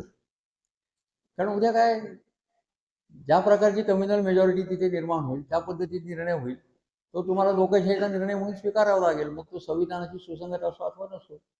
ही आपत्ती ओढवायची नसेल तर संसदेचं सार्वभौमत्व हा जो कुरुंकर सरांनी मांडलेला मुद्दा आहे तो मला असं वाटतं की एका पर्यायाने त्यांनी जास्त ताणलेला मुद्दा आहे तर्काच्या आधारे, की हे त्यांच्या काळामधली संसद आणि आजच्या काळामधली संसद लक्ष घेता हा विचार करायला पाहिजे. कारण कुरुंकर सरांचं विवेचनसुद्धा सगळं 50 वर्षापूर्वीच्या काळातलं विवेचन आहे. त्यांच्या वेळची उपलब्ध असणारी इतिहासाची साधनं, इस्लामची साधनं, याच्यानंतर पुष्कळ बदल झालेला आहे, पुष्कळ गोष्टी बदललेल्या आहेत, राजकारण बदललेलं आहे, हिंदू मुस्लिम संबंधाचं स्वरूप बदललेलं आहे. हे सगळं लक्षात घेऊन आज त्यांच्या विवेचनाचा आपल्याला अन्वयार्थ लावावं लागेल असं मला दिसतं. म्हणून संविधानाच्या बाबतीमध्ये अजून एका भूमिकेचा विचार आपल्याला करायला पाहिजे. संविधानकर्त्यांनी संविधान निर्माण केलं, सेक्युलरिझमच्या तरतुदी केल्या, अनेक तरतुदी इतरही केल्या स्वातंत्र्याच्या. पण सगळ्यात महत्त्वाचा प्रश्न काय होता? संविधानाकडे बघायचं काय? काय म्हणून बघायचं? संविधानकर्ते ज्या वेळेला संविधान तयार करत होते त्यावेळेला त्यांच्याकडे अस्तित्वात असणाऱ्या समाजासाठी संविधान हे तात्कालिकदृष्ट्या खरं असलं तरी ते संविधान भविष्यकालीन समाजासाठीचं संविधान. त्यांच्या डोळ्यापुरता समाज हा सगळा वेगळा समाज आहे, ज्याला आपण इगॅलिटेरियन सोसायटी असं म्हणतो, प्रागतिक समाज म्हणून. त्या पद्धतीचा समाज, सगळ्यांचं स्वातंत्र्य, व्यक्तीला स्वातंत्र्य असणं, व्यक्ती स्वायत्त असणं, इथपासून ते सगळ्या गोष्टी त्याच्यामध्ये एन्कम्पास करण्यासाठी ज्या संविधानाने विचार केला. प्रत्यक्षामध्ये संविधानकालीन समाज तसा नाही.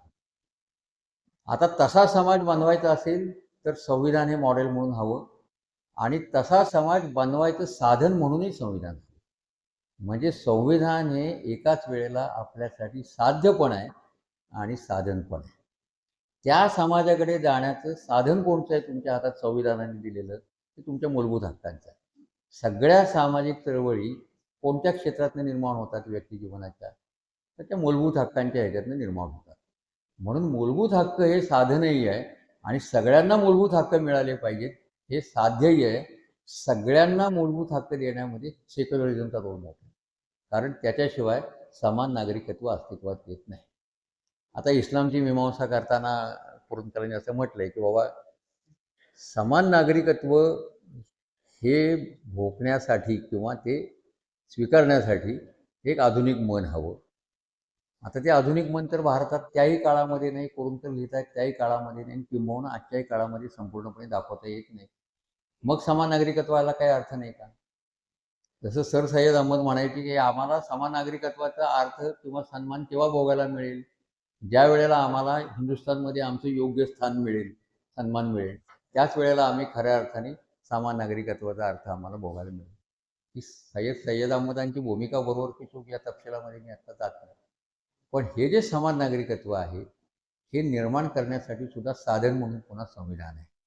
म्हणजे संविधानाकडे फक्त संविधानातले तांत्रिक शब्द या पद्धतीने न पाहता स्पिरिट ऑफ द कॉन्स्टिट्यूशन या अंगाने जर बघितलं तर कदाचित चित्र आपल्याला वेगळं आपल्या डोळ्यासमोर येतं असं मला वाटतं. आता याच्यानंतर दुसरा एक भाग मला महत्त्वाचा वाटतो. कुरूंदकरांनी हिंदू समाजाबद्दल असं एक विधान केलं आहे की हा हिंदू समाज अतिशय चिवट मनाने परंपरावादी आहे आणि त्याचा चिवटपणा केव्हा वाढतो? त्याच्यावर जेव्हा बाह्य आघात येतात त्यावेळेला. म्हणजे आता इस्लामचे जे काही आघात झाले त्याच्यातनं हा समाज कदाचित समजा मधल्या काळातला आपण एक अंधार युग मानतो, त्याच्यामध्ये स्वमग्न झालेला, कर्मकांड अमुक तमुक ह्याच्यात अडकलेला वगैरे असं एक चित्र दिसतं आपल्याला. तर हे जे आघात आहेत, या आघातातून हा समाज बाहेर पडल्याशिवाय हा तर सेक्युलर होणार नाही. याच्यातून बाहेर पडायसाठी कुरूंदकरांनी असं म्हटलंय की कोणत्याही समाजाची चिकित्सा केव्हा सुरू होते त्यांच्या वर्तुळामध्ये समाजाच्या अंतर्गत, जेव्हा तुम्हाला पराभवाची झोंबणारी जाणीव होते त्यावेळेला. कुरूंदकर असं म्हणतात की ही झोंबणारी जाणीव हिंदूंना ब्रिटिश राज्यकर्त्यांच्या ह्याच्यामध्ये निर्माण झाली आणि मुसलमानांच्या बाबतीमध्ये पराभव इंग्रजांकडून जरी झाला असला तरी ही झोंबणारी जाणीव इंग्रजांनी निर्माण होऊ दिली नाही असं कुरूंदकरांचं इंटरप्रिटेशन. ती होऊनच दिली नाही. आणि मग मुसलमानांशी मित्रत्व करणं, फाटाफुटीचं एक राजकारण करणं, फोडा आणि धोडा नीती अंगीकारणं वगैरे हा जो सगळा पुढचा सगळा भाग आहे तो कुरूंदकरांच्या विवेचनाशी एका अंगाने आपल्याला सुसंगत आहे असं दाखवता येतं. म्हणून ब्रिटिश आपल्या राजवटीमध्ये आपल्याला एक चिकित्सेची सुरुवात आपल्याकडे झालेली आहे. पुढे कुरूंदकर असं म्हणतात आणि इथे गोची आहे असं मला वाटतं की जेवढा मुस्लिम जातीवाद वाढतो तेवढ्या प्रमाणात हिंदू जातीवाद वाढतो आणि जेवढ्या प्रमाणात हिंदू जातीयवाद वाढतो तेवढ्या प्रमाणात पुन्हा मुस्लिम जातीवाद वाढतो. हे चक्र आहे आणि हे परस्पर आघाती पद्धतीने कुरूंदकर मुस्लिम जातीवाद आणि हिंदू जातीयवाद याच्याकडे पाहतात. एकाचा दुसऱ्यावर परिणाम आणि दुसऱ्याचा पुन्हा पहिल्यावर परिणाम या पद्धतीने पाहतात. ही पद्धत योग्य आहे की नाही याचा निवाडा आपल्याला केला पाहिजे. एकदा तुम्ही असं म्हणलात की 1300 वर्षापासून हा समाज बदललेला नाही. हा समाज आपण राज्यकर्ते होतो याच गमामध्ये 1300 वर्ष वावरतोय. ब्रिटिश काळामध्ये सुद्धा त्याचं राजकारण याच पद्धतीचं होतं आणि स्वातंत्र्योत्तर काळामधलं मुस्लिम राजकारण सुद्धा या जुनाट चौकटीतून चालतं असं सरांनी उल्लेख केलेला आहे. जुनाट चौकट त्याचा सगळा तपशील त्यांच्या लेखनामध्ये जागरमधला आपल्याला पाहता येईल. आणि हे जोपर्यंत चौकट जुनाट मोडली जात नाही म्हणजे थोडक्यात मुस्लिम जातीवाद संपत नाही तोपर्यंत हिंदू जातीवाद संपणार नाही.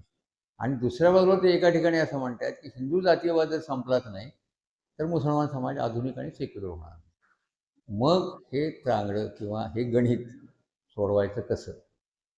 तिथे या आघाती पद्धतीने दोन समाजाकडे पाहण्याच्या ऐवजी दुसरी एक पद्धत वापरता येते का की हिंदू जातीयवादाचं राजकारण आणि मुस्लिम जातीयवादाचं राजकारण ही दोन्ही राजकारणं 1923-24च्या नंतर आकाराला येताना आपल्याला दिसतात. इकडं खिलाफत फसली, असहकार आंदोलनाच्या ह्याच्यामध्ये ती ठप्प झाल्यामुळे हिंदू मुसलमान परस्पराच्या विरुद्ध उठले. इकडे हिंदू महासभा, सावरकरांचे सिद्धांत वगैरे हे सगळं 23 नंतर यायला लागलं आणि ही दोन राजकारणं आकाराला यायला लागली. जोपर्यंत ती एका राष्ट्राच्या चौकटीमध्ये होती, एकराष्ट्रीयत्वाच्या चौकटीमध्ये फॉर्मली होती, तोपर्यंत फाळणीचा किंवा द्विराष्ट्रवादाचा मुद्दा उपस्थित झाला नाही. तो त्याच्यानंतर उपस्थित झालेला आहे. म्हणजे 1923 सालापासून 1937 सालापर्यंत धर्मनिष्ठा असणारे, वहाबी पंथाला निष्ठा वाहणारे असे जे काही एक मुस्लिम नेतृत्व होतं ते क्रमाक्रमाने काँग्रेसच्या बाहेर गेलेलं आहे. आणि जिनासुद्धा जवळपास 37 सालापर्यंत आपल्याला असं दाखवतं एक राष्ट्रीयत्वाच्या चौकटीत ती होती. म्हणजे विशेषतः लखनौ करार ज्या वेळेला झाला त्यावेळेला जिनांनी तो स्वीकारताना एक राष्ट्रीयत्वाच्या चौकटीमध्ये हा करार स्वीकारलेला आहे की हा एक रिप्रेझेंटेशनचा करार आहे. दोन्ही समाजांचं स्थान काय राहील पण तिथे एकाच राष्ट्राची चौकट आहे, तिथे दुसऱ्या राष्ट्राच्या चौकटीचा संबंध आलेला नाही. आता तिथे कुरूंदकर असं म्हणतात की लखनौ करार हा फाळणीचा पाया आहे. एका अर्थाने पाया आहे हे पुढच्या काळातल्या घडामोडींवरनं आपण म्हणतोय. त्या काळामधल्या नेत्यांनी काय विचार केला असेल, टिळकांनी काय विचार केला असेल, टिळकांच्या पुढे कोणती परिस्थिती होती. तर्कतीर्थ लक्ष्मण शास्त्री जोशींनी टिळकांचा राजकीय लेख संग्रह म्हणून साहित्य अकादमीसाठी एक संग्रह प्रसिद्ध केलेला आहे. त्याच्यात टिळकांचा एक लेख आहे, त्याच्यात ते असं म्हणतात की मला हा लढा तिरंगी करायचा नाही, हा दुरंगी ठेवायचा आहे. म्हणजे हिंदू, मुसलमान आणि ब्रिटिश असा करायचा नाही, भारतीय आणि ब्रिटिश असा करायचा आहे. आणि भारतीय राष्ट्राचे हे दोन मूलभूत घटक आहेत, हिंदू आणि मुसलमान. त्यांच्यातला सत्ता समतोल करण्यासाठी मला झुकतं द्यायला लागले तरी ते मी देईन, कारण हा लढा दुरंगी ठेवायचा आहे. याचा अर्थ या करारातून फाळणीचा पाया घातला गेला, विभक्त मतदारसंघांचं राजकारण सुरू झालं, ते पुढे टोकाला नेलं, ते टोकाला नेण्यासाठी या कराराचा फायदा झाला, हे सगळं मान्य केलं तरी टिळकांना कसा दोष देता येईल एकट्या? प्राप्त परिस्थितीतले निर्णय तसेच घ्यावे लागतात, ते त्यांनी घेतले. जसं फाळणीच्या संदर्भामध्ये लोहिया म्हणाले की नेहरूंची चूक झाली, मौलाना आझाद म्हणाले की नेहरूंनी आयत्या वेळेला हे अमुक करायला नको होतं, तेव्हा कोणी म्हणाले गांधींनी खणखणीत भूमिका घ्यायला पाहिजे होती. हे सगळं आज आपण म्हणतो आहोत. त्या त्या वेळच्या परिस्थितीमध्ये काय निर्णय होतात. फाळणीवर अलीकडे एक सुंदर पुस्तक नरिंदर सरालिया या माणसानं द ग्रेट गेम नावाचं पुस्तक लिहिलेलं आहे. आणि त्याच्यामध्ये त्याने असं दाखवून दिलं की या प्रकारच्या अपयशाचं मोजमाप या व्यक्तीवर किती, त्या व्यक्तीवर किती, त्या नेत्यावर किती असं करता येत नाही. हे सगळ्यांचं मिळून सामूहिक यशही असतं आणि सामूहिक अपयशही असतं.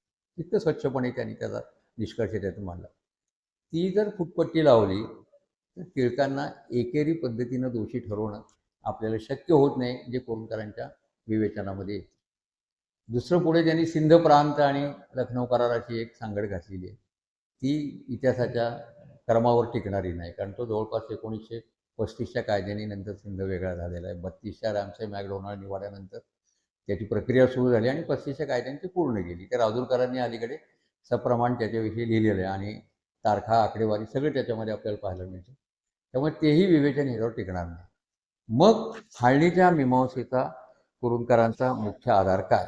तर तो मुख्य आधार हा इस्लामची चिकित्सा आहे. आणि इस्लामच्या चिकित्सेमधून 1300 वर्षाच्या इतिहासाच्या प्रक्रियेमधून ती एक सलग इतिहासाची प्रक्रिया आहे. स्वातंत्र्यपूर्व काळातलं मुसलमानांचं राजकारण, त्याच्या आधीचं मुसलमानांच्या इतिहासातले टप्पे आणि स्वातंत्र्योत्तर मुसलमानांचं राजकारण हे एकसंध एकाच प्रवाहाचं राजकारण आहे, हे धरून त्यांनी विचार केलेला आहे. इथे कुठेतरी गफलत आहे असं मला वाटतं. त्याच्याकडे 2-3 गोष्टींकडे त्यांचं दुर्लक्ष झालं आहे आणि ते त्यांचंच झालं आहे असं मी म्हणत नाही. या पद्धतीनं चिकित्सा करणारी जी महत्त्वाची मंडळी होती आपल्याकडे, त्या सगळ्यांचं दुर्लक्ष झालेलं आहे. विशेषतः हे जे 3 माणसं आहेत ज्यांनी 1970 नंतर आपल्याकडे इस्लामच्या चिकित्सेला एका वेगाने सुरुवात केली, त्यात नरहर कुरूंदकर, अवी शहा आणि हामिद दलवाई. दलवाईंचं मुस्लिम पॉलिटिक्स इन सेक्युलर इंडिया, नंतर रिलिजन अँड सोसायटी हे शहांचं पुस्तक आणि व्हॉट एल्स आवर मुस्लिम्स नावाचा एक त्यांचा मोठा लेख आणि कुरूंदकरांचं जागरमधलं सगळं विश्लेषण. या तीनही पुस्तकांमध्ये एक समान सूत्र आपल्याला दिसतं. मी एक आधी उल्लेख केला की हे तिघही नास्तिक आहेत, आधुनिक आहेत आणि त्याच्यामुळे महाराष्ट्राच्या सेक्युलरिझमच्या चर्चेवर एक नास्तिक्याची छाया पण आपल्याला दिसते. दुसरं, याच्याशी व्यावहारिक प्रश्नांची चिकित्सा या तिघांनी केलेली नाही. म्हणजे शासकीय कार्यालयात पूजा कराव्यात की करू नयेत, भूमिपूजनं करावीत की करू नयेत. कारण महाराष्ट्रामध्ये भूमिपूजनाची ताटं उधळण्याचा सुद्धा कार्यक्रम सेक्युलरिझमचा कार्यक्रम या नावाखाली झालेला आहे. कर्णाच्या भूमिपूजनाची ताटं उधळली गेलेली आहे. हे करावे की करू नये या प्रकारच्या प्रश्नामध्ये हे तिघही शिरलेले नाही. दुसरं, महाराष्ट्रातील समाजसुधारकांच्या संदर्भामध्ये विठ्ठलरामजी शिंदेंनी एक फार मार्मिक विधान केलेलं होतं. ते असं म्हणाले की आमच्या सगळ्या सुधारकांना धर्मविशिष्ट सुधारणांमध्ये जास्त रस आहे, त्यालाच ते फक्त सुधारणा म्हणतात. आणि लोकांचे शिक्षण, आरोग्य, रोजगारी यासारखे जे भौतिक प्रश्न आहेत हे यांच्या सुधारण्याच्या कक्षेत येत नाही, हे मोठं अपयश आहे.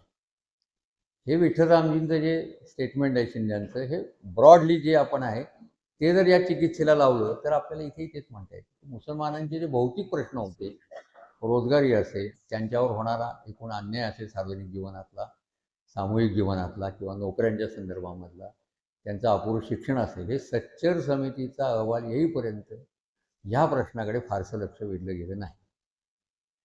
तलाकबंदीचा कार्यक्रम झाला, तलाकबंदीचे मोर्चे झाले, हे सगळं झालं. म्हणजे धर्मविशिष्ट प्रश्नांच्या सुधारणेवर चिकित्सा करायला पाहिजे आणि त्या सुधारणा केल्या पाहिजेत. हाच एक भाग या तीनही विचारवंतांच्या ह्याच्यामध्ये आपल्याला दिसतो. आणि आता त्याच्यामुळे याच्यातनं काय काय पाहिलं गेलं नाही, हे जर तुम्ही पाहिलं तर बघा, इस्लाम अपरिवर्तनीय आहे. इस्लामच्या इस्लामी माणसाला किंवा मुसलमानांना राष्ट्राचा मोह नसतो, कारण त्यांच्यासाठी राष्ट्र ही संकल्पना महत्त्वाची नाही. ते एका जागतिक कम्युनिटीचे घटक आहेत आणि ते जिथे असतील तिथे त्यांनी त्याच पद्धतीनं आपल्याकडे पाहायला पाहिजे. वहाबींचं तर हे म्हणणंच होतं, वहाबीच्या चळवळीचं. उलट ते असं म्हणत होते की जागतिक पातळीवर इस्लाम ज्या पद्धतीने आहे तसं इथले भारतीय मुसलमान फार कमी दर्जाचे आहेत, ते असलं काहीच करत नाहीत. त्यामुळे त्यांनी अधिक कठोर आणि कडवं व्हावं ही वहाबींची इच्छा होती. ते पूर्ण झालेलं नाही. तिघांनी या दुसऱ्या एका गोष्टीकडे दुर्लक्ष केलेलं आहे, की कोणत्याही इतिहास काळामधला समाज आहे तसा कधीही राहू शकत नाही. त्याच्यात बदल होतात हे तर करून नोंदवलेलंच आहे, की आरंभी इस्लामच्या चिकित्सामध्ये अनेक स्कूल्स निर्माण झाली. सुनी आणि शिया याचे फरक झाले. निरनिराळे इंटरप्रिटेशन करणारी स्कूल्स निर्माण झाली. सुफीसारखे पुढे संप्रदाय निर्माण झाले. आणि सगळ्यात महत्त्वाचं म्हणजे प्रत्यक्ष मी आधी म्हटलं तसं मुस्लिम राज्यकर्त्यांच्या लेखीसुद्धा बहुविध समाजामध्ये आपण राज्य करतो याची जाणीव असल्यामुळे इथल्या मुस्लिम समाजाच्या धार्मिक व्यवहाराचं वळण हिंदू राहिलेलं आहे, या गोष्टीकडे सुद्धा दुर्लक्ष झालेलं आहे या विवेचनाच्या ओघामध्ये. आणि त्याच्यामुळं कुरूंदकरांचा असेल, दळवाईंचा असेल, शहांचा असेल, या तिघांच्या विवेचनाचा आधार घेऊन हिंदू संघटन कसं गरजेचं आहे याची मान्यता मिळवण्याचे सुद्धा प्रयत्न हिंदुत्ववाद्यांकडून झाले, सावरकर निष्ठांकडनं झाले. त्यातलं एक चांगलं उदाहरण म्हणजे स. देशपांडेंचं जे पुस्तक आहे संबंध, या तिघांच्या ह्याच्यामधून हा निष्कर्ष निघतो असं त्यांनी म्हटलं. तो हिंदुत्व संघटन अपर्याय. ज्यांना करायचे संघटन त्यांना कोणी बंदी घातलेली नाही, त्यांनी संघटन करावं. पण त्याच्यासाठी या तिघांचं विवेचन वापरणं हा तिघांच्या विवेचनाचा हेतूही नाही आहे.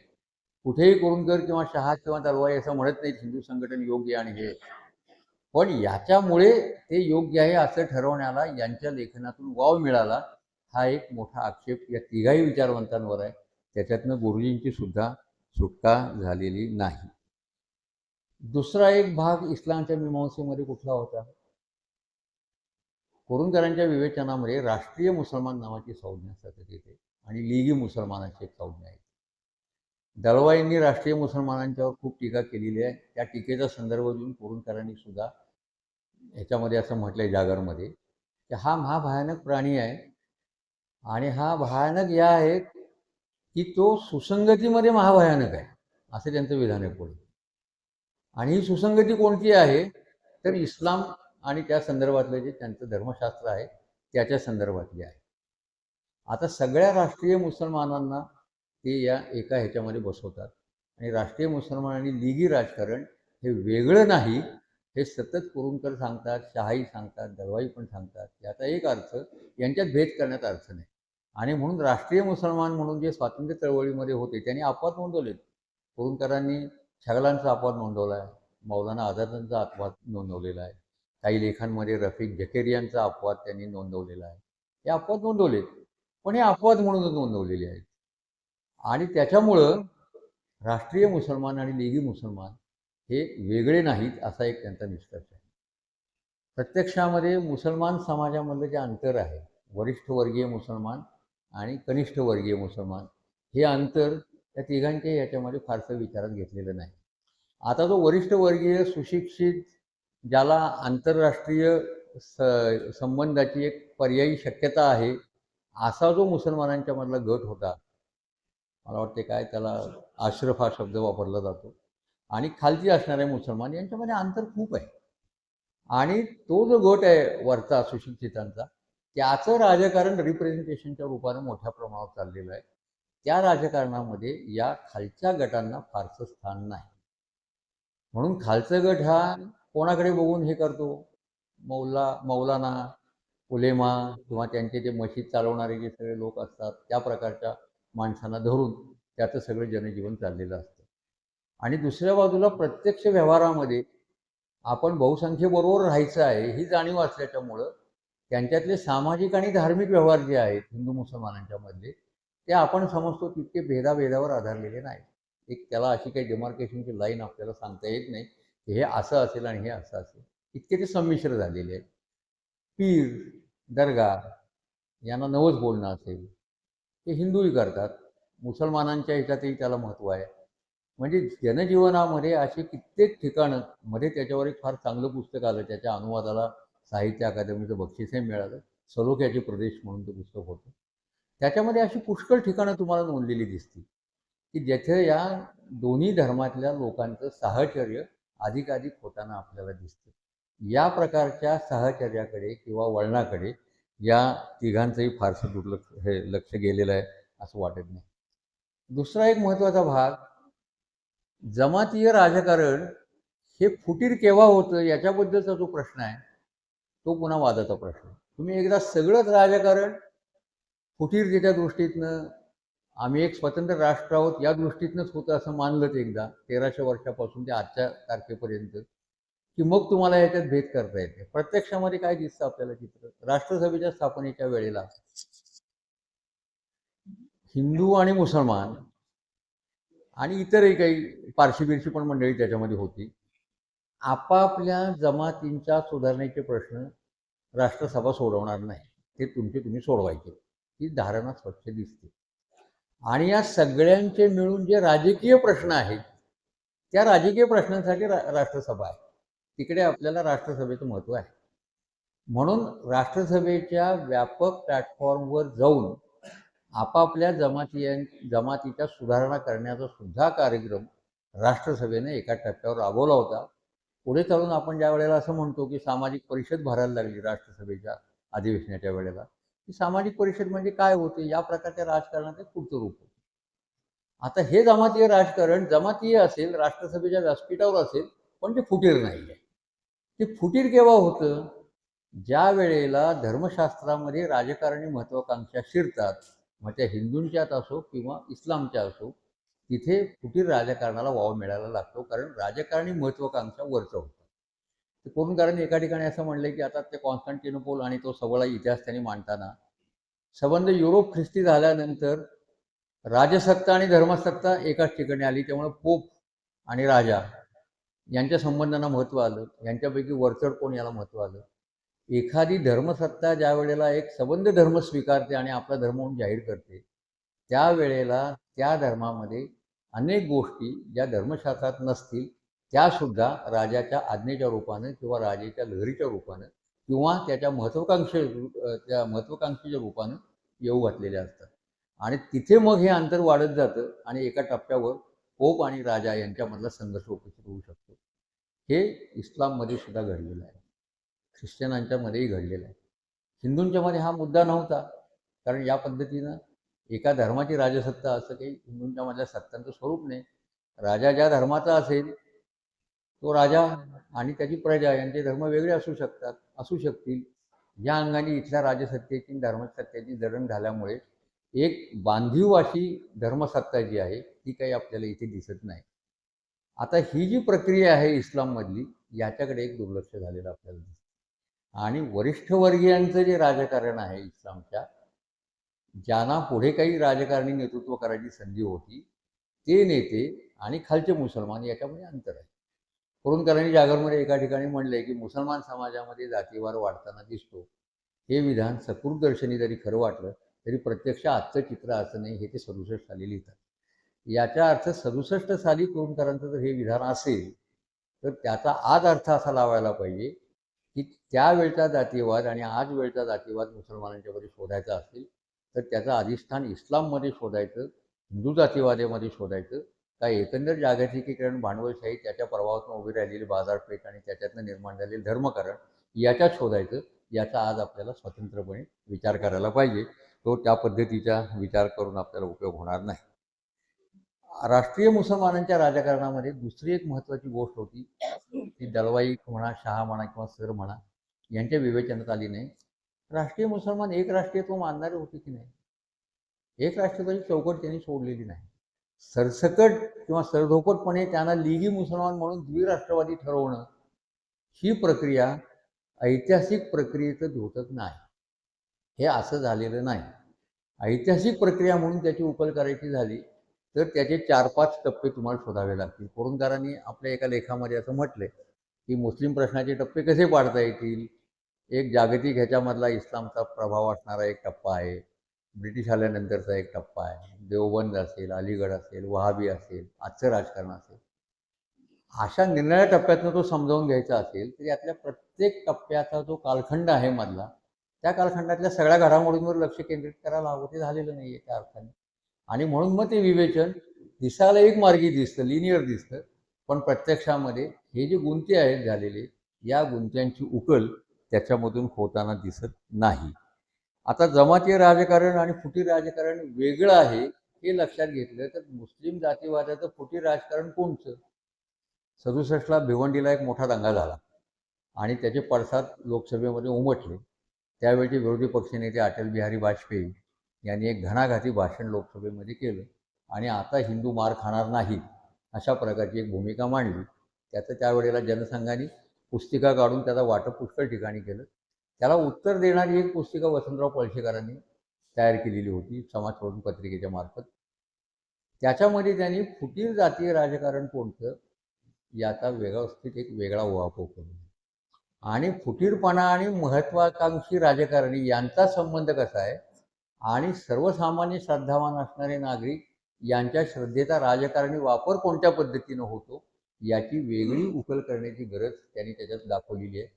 ते सूत्र जर समजा या तिघांच्या विवेचनाला लावलं आपण तर असं चित्र आपल्याला दिसेल की ही उकल या पद्धतीनं यांच्या विवेचनात झाली नाही, उलट ती सर्वोपट पद्धतीनं आपल्याला झालेली दिसते. 1885 ते 1922-23 हे जर कालखंड गृहीत धरला तर तिथपर्यंतचं हिंदू मुसलमानांचं राजकारण सामान्यतः राष्ट्रसभेच्या चौकटीत झालेलं जे राजकारण आहे त्याला फुटीर म्हणता येत नाही. ते जमातींच्या चौकटीत झालं असेल, पण फुटीर राजकारणाचा अवलंब हा द्विराष्ट्रवादाला अनुकूल परिस्थिती 23-24 सालानंतर निर्माण झाल्यानंतर हळूहळू होताना दिसतो. म्हणून सर सय्यद अहमद यांची असेसमेंट करताना सुद्धा सावधानता बाळगायला हवी. ते द्विराष्ट्रवादी होते का नाही याचं उत्तर होते, पण त्यांच्या राजकारणाचं विश्लेषण करताना त्यांच्या पुढच्या परिस्थितीचे पेच कुठले आहेत? कुरूंदकरांनी एका ठिकाणी ते मांडलेच, पण त्याची पुढे लॉजिकल त्या कन्क्लुजनला जाताना, तार्किक शेवटाला जाताना ते गेलेले नाही. पेच कोणता होता? सर सय्यद अहमद खानना असं सतत वाटत होतं ब्रिटिश राजवट ही न्यायी आहे. ते राजनिष्ठच होते स्वतः आणि ही न्यायी असल्यामुळे ब्रिटिशांच्याकडून आपल्याला जे मिळवायचं आहे ते मिळवायला जायचं असेल तर राष्ट्रसभेपासून अलिप्त राहायला पाहिजे. याचं कारण काय? हे तरी म्हणण्याचं कारण काय?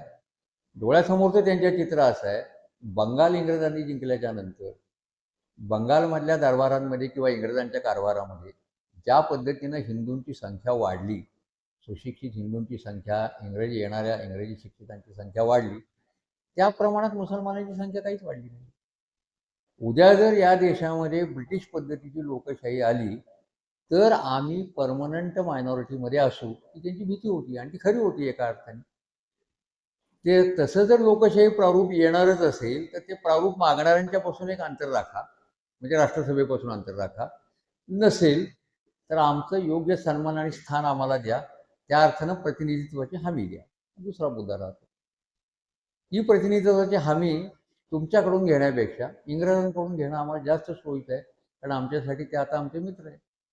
1872 सालापर्यंत मला वाटते विल्यम हंटरचं पुस्तक ना ते इंग्रजांनी हे केलेलं, त्याच्यानंतर इंग्रजांचा मुस्लिमांच्याकडे बघण्याचा दृष्टिकोन बदललेला आहे.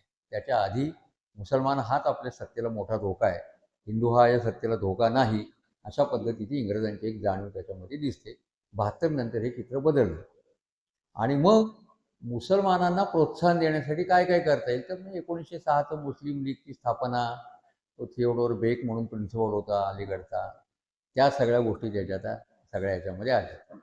काही ठिकाणी तुम्हाला वहाबी चळवळीच्या विरुद्ध सय्यद भूमिका घेताना दिसतात. अलीगडचे जे सगळं मुस्लिम स्कूल आहे ते सगळेच्या सगळं स्कूल हे द्विराष्ट्रवादावर आधारलेलं नाही, अशी सुद्धा भूमिका त्या कालखंडामध्ये आपल्याला दिसते. त्यामुळे मुसलमानांच्या त्यावेळच्या राजकीय भूमिकांची चिकित्सा करताना एका सर्वोपट चौकटीचा उपयोग करण्यात अर्थ नाही. हे या तिघांच्या ह्याच्यामधले एक महत्त्वाचं मिसिंग लिंक आहे असं मला वाटतं, ते सूत्र त्याच्यामध्ये हे झालेलं आहे. धर्मांतराकडे कसं पाहिलं असेल, म्हणजे कुरूंकरांच्या लेखनामध्ये कुतुबुद्दीन ऐबक 1206 पासूनच्या पुढच्या एक ह्याची चिकित्सा आहे. आधीच्या ह्याची चिकित्सा आहे, पण आधीचे कालखंड हे असे सुट्टे सुट्टे आहेत, मध्ये अंतर आहे, 100-150 वर्ष 200 वर्षाच्या अंतर आहे. सलग मुस्लिम सत्ता असं बघायचं तर साधारणतः 13व्या शतकापासून आपण बघू शकतो. अल्तमशानी असं सांगितलं की हिंदूंपुढे 2 पर्याय ठेवा, एकतर इस्लाम स्वीकारा, नाहीतर मरणाला तयार व्हा. आणि हे पुढे कित्येकानी अनेकदा ही मागणी रिपीट केली असं कुरूंकरांनी लिहिलेलं आहे जागरच्या ह्याच्यामध्ये. पण कुठल्याही राज्यकर्त्यांनी इस्लामच्या ही मागणी मान्य केली नाही. याचं कारण काय? कारण बहुधर्मीय राजवटीत राज्य करताना आणि बहुसंख्य प्रजा हिंदू असताना या पद्धतीनं राज्य टिकवणं शक्य नाही याची त्यांची खात्री होती. मग इस्लामीपणाची खूण म्हणून काय? 4-2 धर्मांतर, एखादं देऊळ पाडा, आमची एक लिगसी आहे, आम्ही नव्यानं राज्य करतोय, त्यामुळे आमचा एक आम्ही इस्लामी आहोत हे दाखवण्याचं आम्हाला एक हे केलं पाहिजे. एवढ्या मर्यादित तो सगळा भाग तिथे राहिलेला आपल्याला दिसतो. पण प्रत्यक्ष समाज जीवनामधली सरमिसळ ज्या पद्धतीनं झाली ती विचारात जर घेतली नाही तर मग विश्लेषण आपलं एकारलेल्या पद्धतीनं किंवा एकांगी पद्धतीनं होईल, हे आपल्याला बघायला लागतं. दुसरं, जर मुसलमान सेक्युलर झाले नाहीत तर काय, आणि मुसलमान सेक्युलर होणारच नाहीत अशाच प्रकारची भूमिका जर आपण घेतलेली असेल तर सेक्युलरिझमचं भवितव्य काय, हा एक गंभीर प्रश्न आजही आपल्यासमोर उपस्थित आहे. आजच्या मुसलमानांचं राजकारण, विशेषतः गेल्या 10-15 वर्षातल्या राजकारणामध्ये महाराष्ट्रापुरतं तरी मी हे नक्की सांगू शकतो की दंग्याचं राजकारण मुसलमान समाजाने सोडून दिलेलं आहे. जवळपास दंग्यामध्ये आपलं नुकसान प्रचंड होतं. उलट ज्या काही दंगली अनपेक्षितपणे झाल्यात त्याच्यात मुस्लिमांचा कुठे संबंध नाही. ते या सगळ्या घडामोडींपासून लांब राहण्याचा प्रयत्न करतायत, कारण परिणामांची त्यांना जाणीव आहे. उलट पक्षी आजच्या काळामध्ये जो एक हिंदू एथॉस क्रिएट झालेला आहे सगळ्या बाजूनी, त्या एथॉसचा आपल्यावर काय परिणाम होईल याची त्यांना भीती आहे. व्यापारातनं आपल्याला हद्दपार करतील का? गावोगावी ग्रामपंचायतीसुद्धा ठराव करायला लागल्या, एवढ्या त्या सामर्थ्यवान केव्हा झाल्या. आत्ता आपण पाहतो अलीकडे त्या मडीचा ठराव झाला, तो पुन्हा मागे घ्यायला लागला वगैरे, हे इथपर्यंत झालं. म्हणजे एथॉस एकदा या पद्धतीचा यायला लागला, त्याचा एक बॅकलॅश यायला लागला, तर या समाजाची सुधारणा विधारणा तर सोडाच, पण यांना बरोबरीचं नागरिकत्व तरी आपण ठेवणार आहे का, अशी भीती निर्माण होणार की नाही. अशी भीती जर निर्माण व्हायला लागली तर सेक्युलरिझम अमुक तमुक या सगळ्या गोष्टींना काहीच अर्थ होणार नाही. आणि मग 85% हिंदूंना सेक्युलर करायला लागेल. याचा अर्थ या पुढच्या नव्या प्रबोधनाचा निकष आणि दिशा ही 85% तीव्र प्रबोधनाची असली पाहिजे, की 15%च्याच केवळ प्रबोधनाची असता कामा नये. त्यांच्या प्रबोधनाची असली पाहिजे याच्याबद्दल वाद नाही, पण भर कशावर पाहिजे या अर्थानं मला असं वाटतं एका नव्या प्रबोधन युगाची नांदी व्हायला पाहिजे असं मला स्वतःला वाटतं. आता नंतर 44व्या कलमाबद्दल कुरूंकरांनी थोडं जास्त तपशिलाने लिहिलेलं आहे की हे कलम संविधानातून गाळावं अशी त्यावेळच्या मुस्लिम नेत्यांची मागणी होती. ती मुस्लिम नेत्यांचीच होती असं आहे का केवळ, त्यांची तर होतीच, तो काही भाग नाही. गोळवलकर काय वेगळं म्हणत होते. गोळवलकरांच्या 71 सालच्या मुलाखतीमध्ये त्यांनी स्पष्ट म्हटले की समान नागरी कायद्याची गरज नाही, आम्हाला हिंदूंना आमचा कायदा द्या, त्यांचा कायदा त्यांना द्या. आता तोपर्यंत हिंदू कोळगीर होऊन गेलेलं होतं, त्यामुळे रिव्हर्ट होण्याची शक्यता नाही. पण मग दोन्ही जातीयवादी नेतृत्वांचं या मुद्द्यावर एकमत का झालं हिंदुस्थानामध्ये, हे एकमत विलक्षण आहे. का नंतर बोलूया का, नंतर बोलूया का हां, विवेचन मी पूर्ण करतो. हे असं का झालं असेल, त्यांनाही समान नागरी कायदा का नको होता, यांनाही समान नागरी कायदा नको होता, ही त्यावेळची परिस्थिती आज आहे का. आज समान नागरी कायदा पार्लमेंट त्याची पॉवर वापरून सहजपणे करून घेऊ शकतं. त्याही काळात ती शक्यता होती, पण ती झाली नाही. याचं कारण का, याचं कारण विवेकाचा वापर करावा आणि यासारख्या कायद्यांकडे जाताना सुधारणांचं अधिष्ठान टिकाऊ स्वरूपाचं जर हवं असेल तर स्पिरिट ऑफ द डेमोक्रेसी महत्त्वाचं आहे. प्रॅक्टिस ऑफ द डेमोक्रेसीमध्ये ते रूपांतरित व्हायला पाहिजे. जेव्हा स्पिरिट ऑफ द डेमोक्रेसी आणि प्रॅक्टिस ऑफ द डेमोक्रेसी याच्यामध्ये विसंगती निर्माण होईल, त्यावेळेला कोणतीही सुधारणा पार्लमेंटने केली म्हणून टिकाऊ राहीलच असं नाही. ती टिकाऊ व्हायची असेल तर चर्चा, सल्ला, मसलत, संवाद याची प्रक्रियेची गरज आहे. कुरूंदकरांच्या काही आदर्श असणारं जे नेहरूंचं नेतृत्व होतं, आणि ते होतंच आदर्श, तो काही मुद्दा नाही. त्यांनी एका ठिकाणी असं म्हटलेलं आहे की लोकशाहीची निवड आम्ही यासाठी केली की लोकशाहीतले निर्णय हे भले उशिरा होत असतील, घाईघाईनं होत नसतील, पण चर्चा, संवाद, मसलत याच्यावर ते आधारलेले असल्यामुळं त्या निर्णयांना एक दीर्घकालिक टिकाऊपणा असणार आहे. आणि त्याच्यासाठी मग ज्या संसदेच्या विविध समित्या वगैरे नेहरूंच्या काळामध्ये निर्माण झाल्या, विशेषतः स्थायी समित्या असतील किंवा सिलेक्ट कमिट्या असतील, की जिथे सर्वपक्षीय लोक त्या विधेयकाची चिकित्सा करून, सुधारणा करून एका किमान सहमतीने ते विधेयक पार्लमेंटमध्ये जाईल. ही किमान सहमती करण्यासाठी केवळ राजकीय नेतृत्व पुरेसं नाही, तिथे त्या त्या धर्माचे जे धुरीण आहेत त्यांना सुद्धा विश्वासात घेतलं पाहिजे आणि किमान सहमतीवर पुढे गेलं पाहिजे. कमाल सहमती होणार नाही इमिजिएटच्या टप्प्यावर, तातडीच्या टप्प्यावर, हे आपल्याला गृहीत धरलं पाहिजे. पण या टप्प्याने पुढे गेलो तर एक टप्पा असा येईल की ज्या दिवशी समान नागरी कायद्याच्या बाबतीत बाकीचा प्रश्न येणार नाही. आता कदाचित पार्लमेंटचा वापर करून या प्रकारचे कायदे आपण लादू शकू, नाही असं नाही, पण त्याचा त्या त्या समाजावर काय परिणाम होईल याचा विचार करताना स्पिरिट ऑफ द डेमोक्रेसी आणि स्पिरिट ऑफ द कॉन्स्टिट्यूशन या गोष्टींना महत्त्व द्यायला पाहिजे. केवळ बाय प्रॅक्टिस किंवा बाय फंक्शन पार्लमेंट करू शकतं एवढ्या तांत्रिकतेवर जर भर दिला तर सुधारणांचा विस्तार व्हायला सुद्धा वेळ लागणार. तो विस्तार होऊन द्यायचा नसेल तर सार्वभौम असणं पार्लमेंटचं, याचा थोडासा विवेकाने आपल्याला विचार करायला लागेल असं मला स्वतःला वाटतं. शेवटच्या 2-3 मुद्द्याकडे मी येतो आणि मग मी थांबतो. मी मगाशी 2 गोष्टींचा उल्लेख केला की आजच्या जगामध्ये, विशेषतः कुरूंदकरांच्या नंतर 50-60 वर्षाचं जे जग बदललेलं आहे, या जगामध्ये मल्टीकल्चरलिझम आणि कम्युनिटेरियन वे ऑफ लाईफ या 2 गोष्टींना महत्त्व प्राप्त झालेलं आहे. आणि मल्टीकल्चरलिझमचं वैशिष्ट्य असं आहे की ज्या वेळेला विविध वांशिक समूह एकत्र राहत असतात त्यावेळेला त्यांच्यामध्ये कमाल सहमतीपेक्षा किमान सहमती असणं आवश्यक आहे. किमान समान काय आहे हे एकदा ठरलं की मग बाकीच्यांनी आपापल्या पद्धतीने जगावं. जगभर आता मायग्रंटची संख्या वाढते. ट्रम्प यांच्या काळात काय होईल काय मी अंदाज बांधू नाही शकत, पण साधारणतः निरनिराळ्या देशामध्ये आता अनेक तऱ्हेच्या वांशिक नागरिकांची सरमिसळ होताना दिसते. नेशन स्टेटच्या प्रचलित सिद्धांतानुसार इथे येणाऱ्या इतर मायग्रंट्सना इथल्या राजकीय व्यवस्थेमध्ये कोणतेही अधिकार नाहीत, कारण ते इथले नागरिक नाहीत. नेशन स्टेटचं वैशिष्ट्य नागरिकांनाच अधिकार, आणि मग नागरिकत्वाची जी काही डेफिनेशन केली असेल त्याच्यात बसणाऱ्यांना अधिकार. पण याच्यापुढे अशी शक्यता येणार आहे, विशेषतः नॉर्वे वगैरे यासारख्या देशामध्ये मध्ये काही घटना घडल्या, तिथे लेबर निरनिराळ्या वंशांचे येतात, त्यांना कशा पद्धतीने वागवावं, त्यांना नॉर्वेच्या सिस्टीममध्ये कसं ॲकोमोडेट करावं. मल्टीकल्चरलिझममध्ये या प्रश्नाला आज महत्त्व आलेलं आहे. आणि ते महत्त्व जर लक्षात घेतलं तर किमान सहमतीसाठी सगळ्याच वांशिक समुदायांनी, धार्मिक समुदायांनी किमान काय पथ्य पाळली पाहिजेत ते अधोरेखित केलं पाहिजे, आणि त्याच्यानंतर मग त्यांच्या जगण्याचे पॅटर्न्स त्यांच्या त्यांच्या पद्धतीनुसार त्यांनी करावे.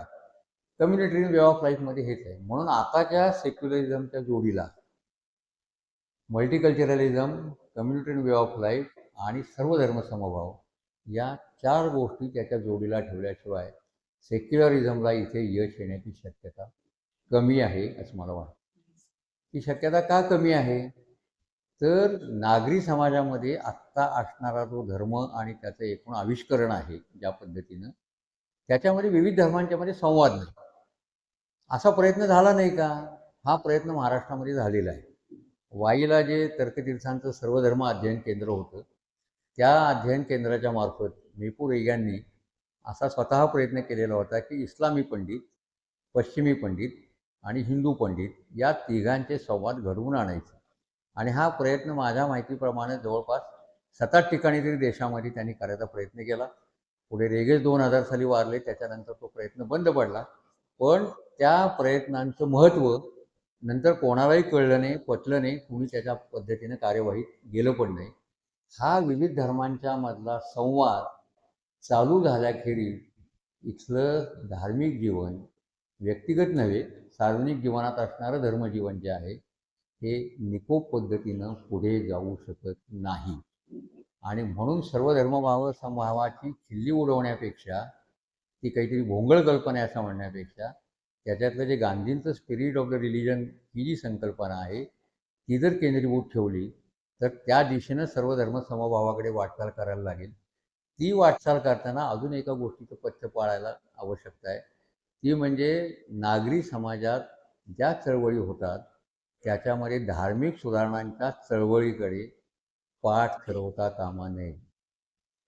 आता बघा गंमत, धर्म समाज जीवनाच्या सार्वजनिक जीवनाच्या कक्षेतून जायला पाहिजे असं करून कारण एका ठिकाणी म्हटलं. वाटा तुझ्या माझ्यामध्ये गणेशोत्सवावरचा एक प्रश्न त्यांना विचारलेला आहे. तेव्हा ते असं म्हणाले की गणेशोत्सवाच्या प्रश्नामध्ये गणेशोत्सव करावा, त्याच्यामध्ये आपण जावं, 4 आण्याची पोथी आणावी, ती दलित माणसाकडनं वाचावी वगैरे, म्हणजे त्यातल्या त्यात एक रॅडिकल रिफॉर्मच्या चौकटीत काय करता येईल याचा त्यांनी मार्ग सुचवला. आता तो मार्ग पुन्हा सार्वजनिक जीवनात धर्म ठेवणारच होता. समाप्त कसा होईल? म्हणजे तो राहणारच आहे, कोणाच्याही प्रयत्नाने तो जाणार नसेल. तर मग संवाद हाच कार्यक्रम राहतो आणि संवादाची पूर्व अट नसते हे लक्षात घ्यायला पाहिजे. जागरमध्ये एका ठिकाणी ते असं म्हणतात की मुस्लिम प्रश्नाची चर्चा होऊ शकते, पण भारतीय भारतीयत्व असणाऱ्या आणि भारतीय राष्ट्राच्या मुस्लिम धर्मीय नागरिकांशी ती चर्चा होऊ शकते, असं त्यांचं एक वाक्य आहे. एक आक्षेपच मुळात हा होता की हे भारतीय राष्ट्राचे घटक इस्लामच्या विशिष्ट स्वरूपामुळेच होऊ शकत नाही. मग भारतीय राष्ट्राचे मुस्लिम धर्मीय नागरिक ही संकल्पना कशी काय येऊ शकते? म्हणजे ज्या अटीचा संवाद करायचा आहे, ज्याच्यासाठीचा, ती अटच तुम्ही चर्चेचा आरंभ म्हणून जर घालणार असाल तर चर्चाच होऊ शकणार नाही. म्हणून संवाद करायला अट नसली पाहिजे, ही पहिली गोष्ट. त्याने असं केलं, आम्ही असं केलं, ते असं म्हणतात, आम्ही असं म्हणतो, हे ते आणि आम्हीची दरी मिटवल्याखेरीज खरा संवाद होणार नाही. आणि ती दरी मिटवण्यासाठी त्यांनी असं वागलं पाहिजे आणि आम्ही असं वागलं पाहिजे, या प्रकारच्या अटी घातल्या तर एक राष्ट्रीयत्वाच्या दिशेनं पुढे वाटचाल होणार नाही. या समाजामध्ये राष्ट्र राहील, राज्य राहील, अगदी टोकाला आलं तर राष्ट्र स्वतःचा बचाव करेल, धर्माच्या देवळात किंवा धर्माच्या ह्याच्यात ते सैन्य घालायचं असेल ते करतील, इतरत्र सैन्य घातलं जाईल, हे सगळं होईल, राष्ट्र टिकेल. पण त्या देशातलं नागरी सामाजिक जीवन जे आहे ते स्वस्थ आणि निकोप राहणार नाही. इथे मी थांबतो. धन्यवाद.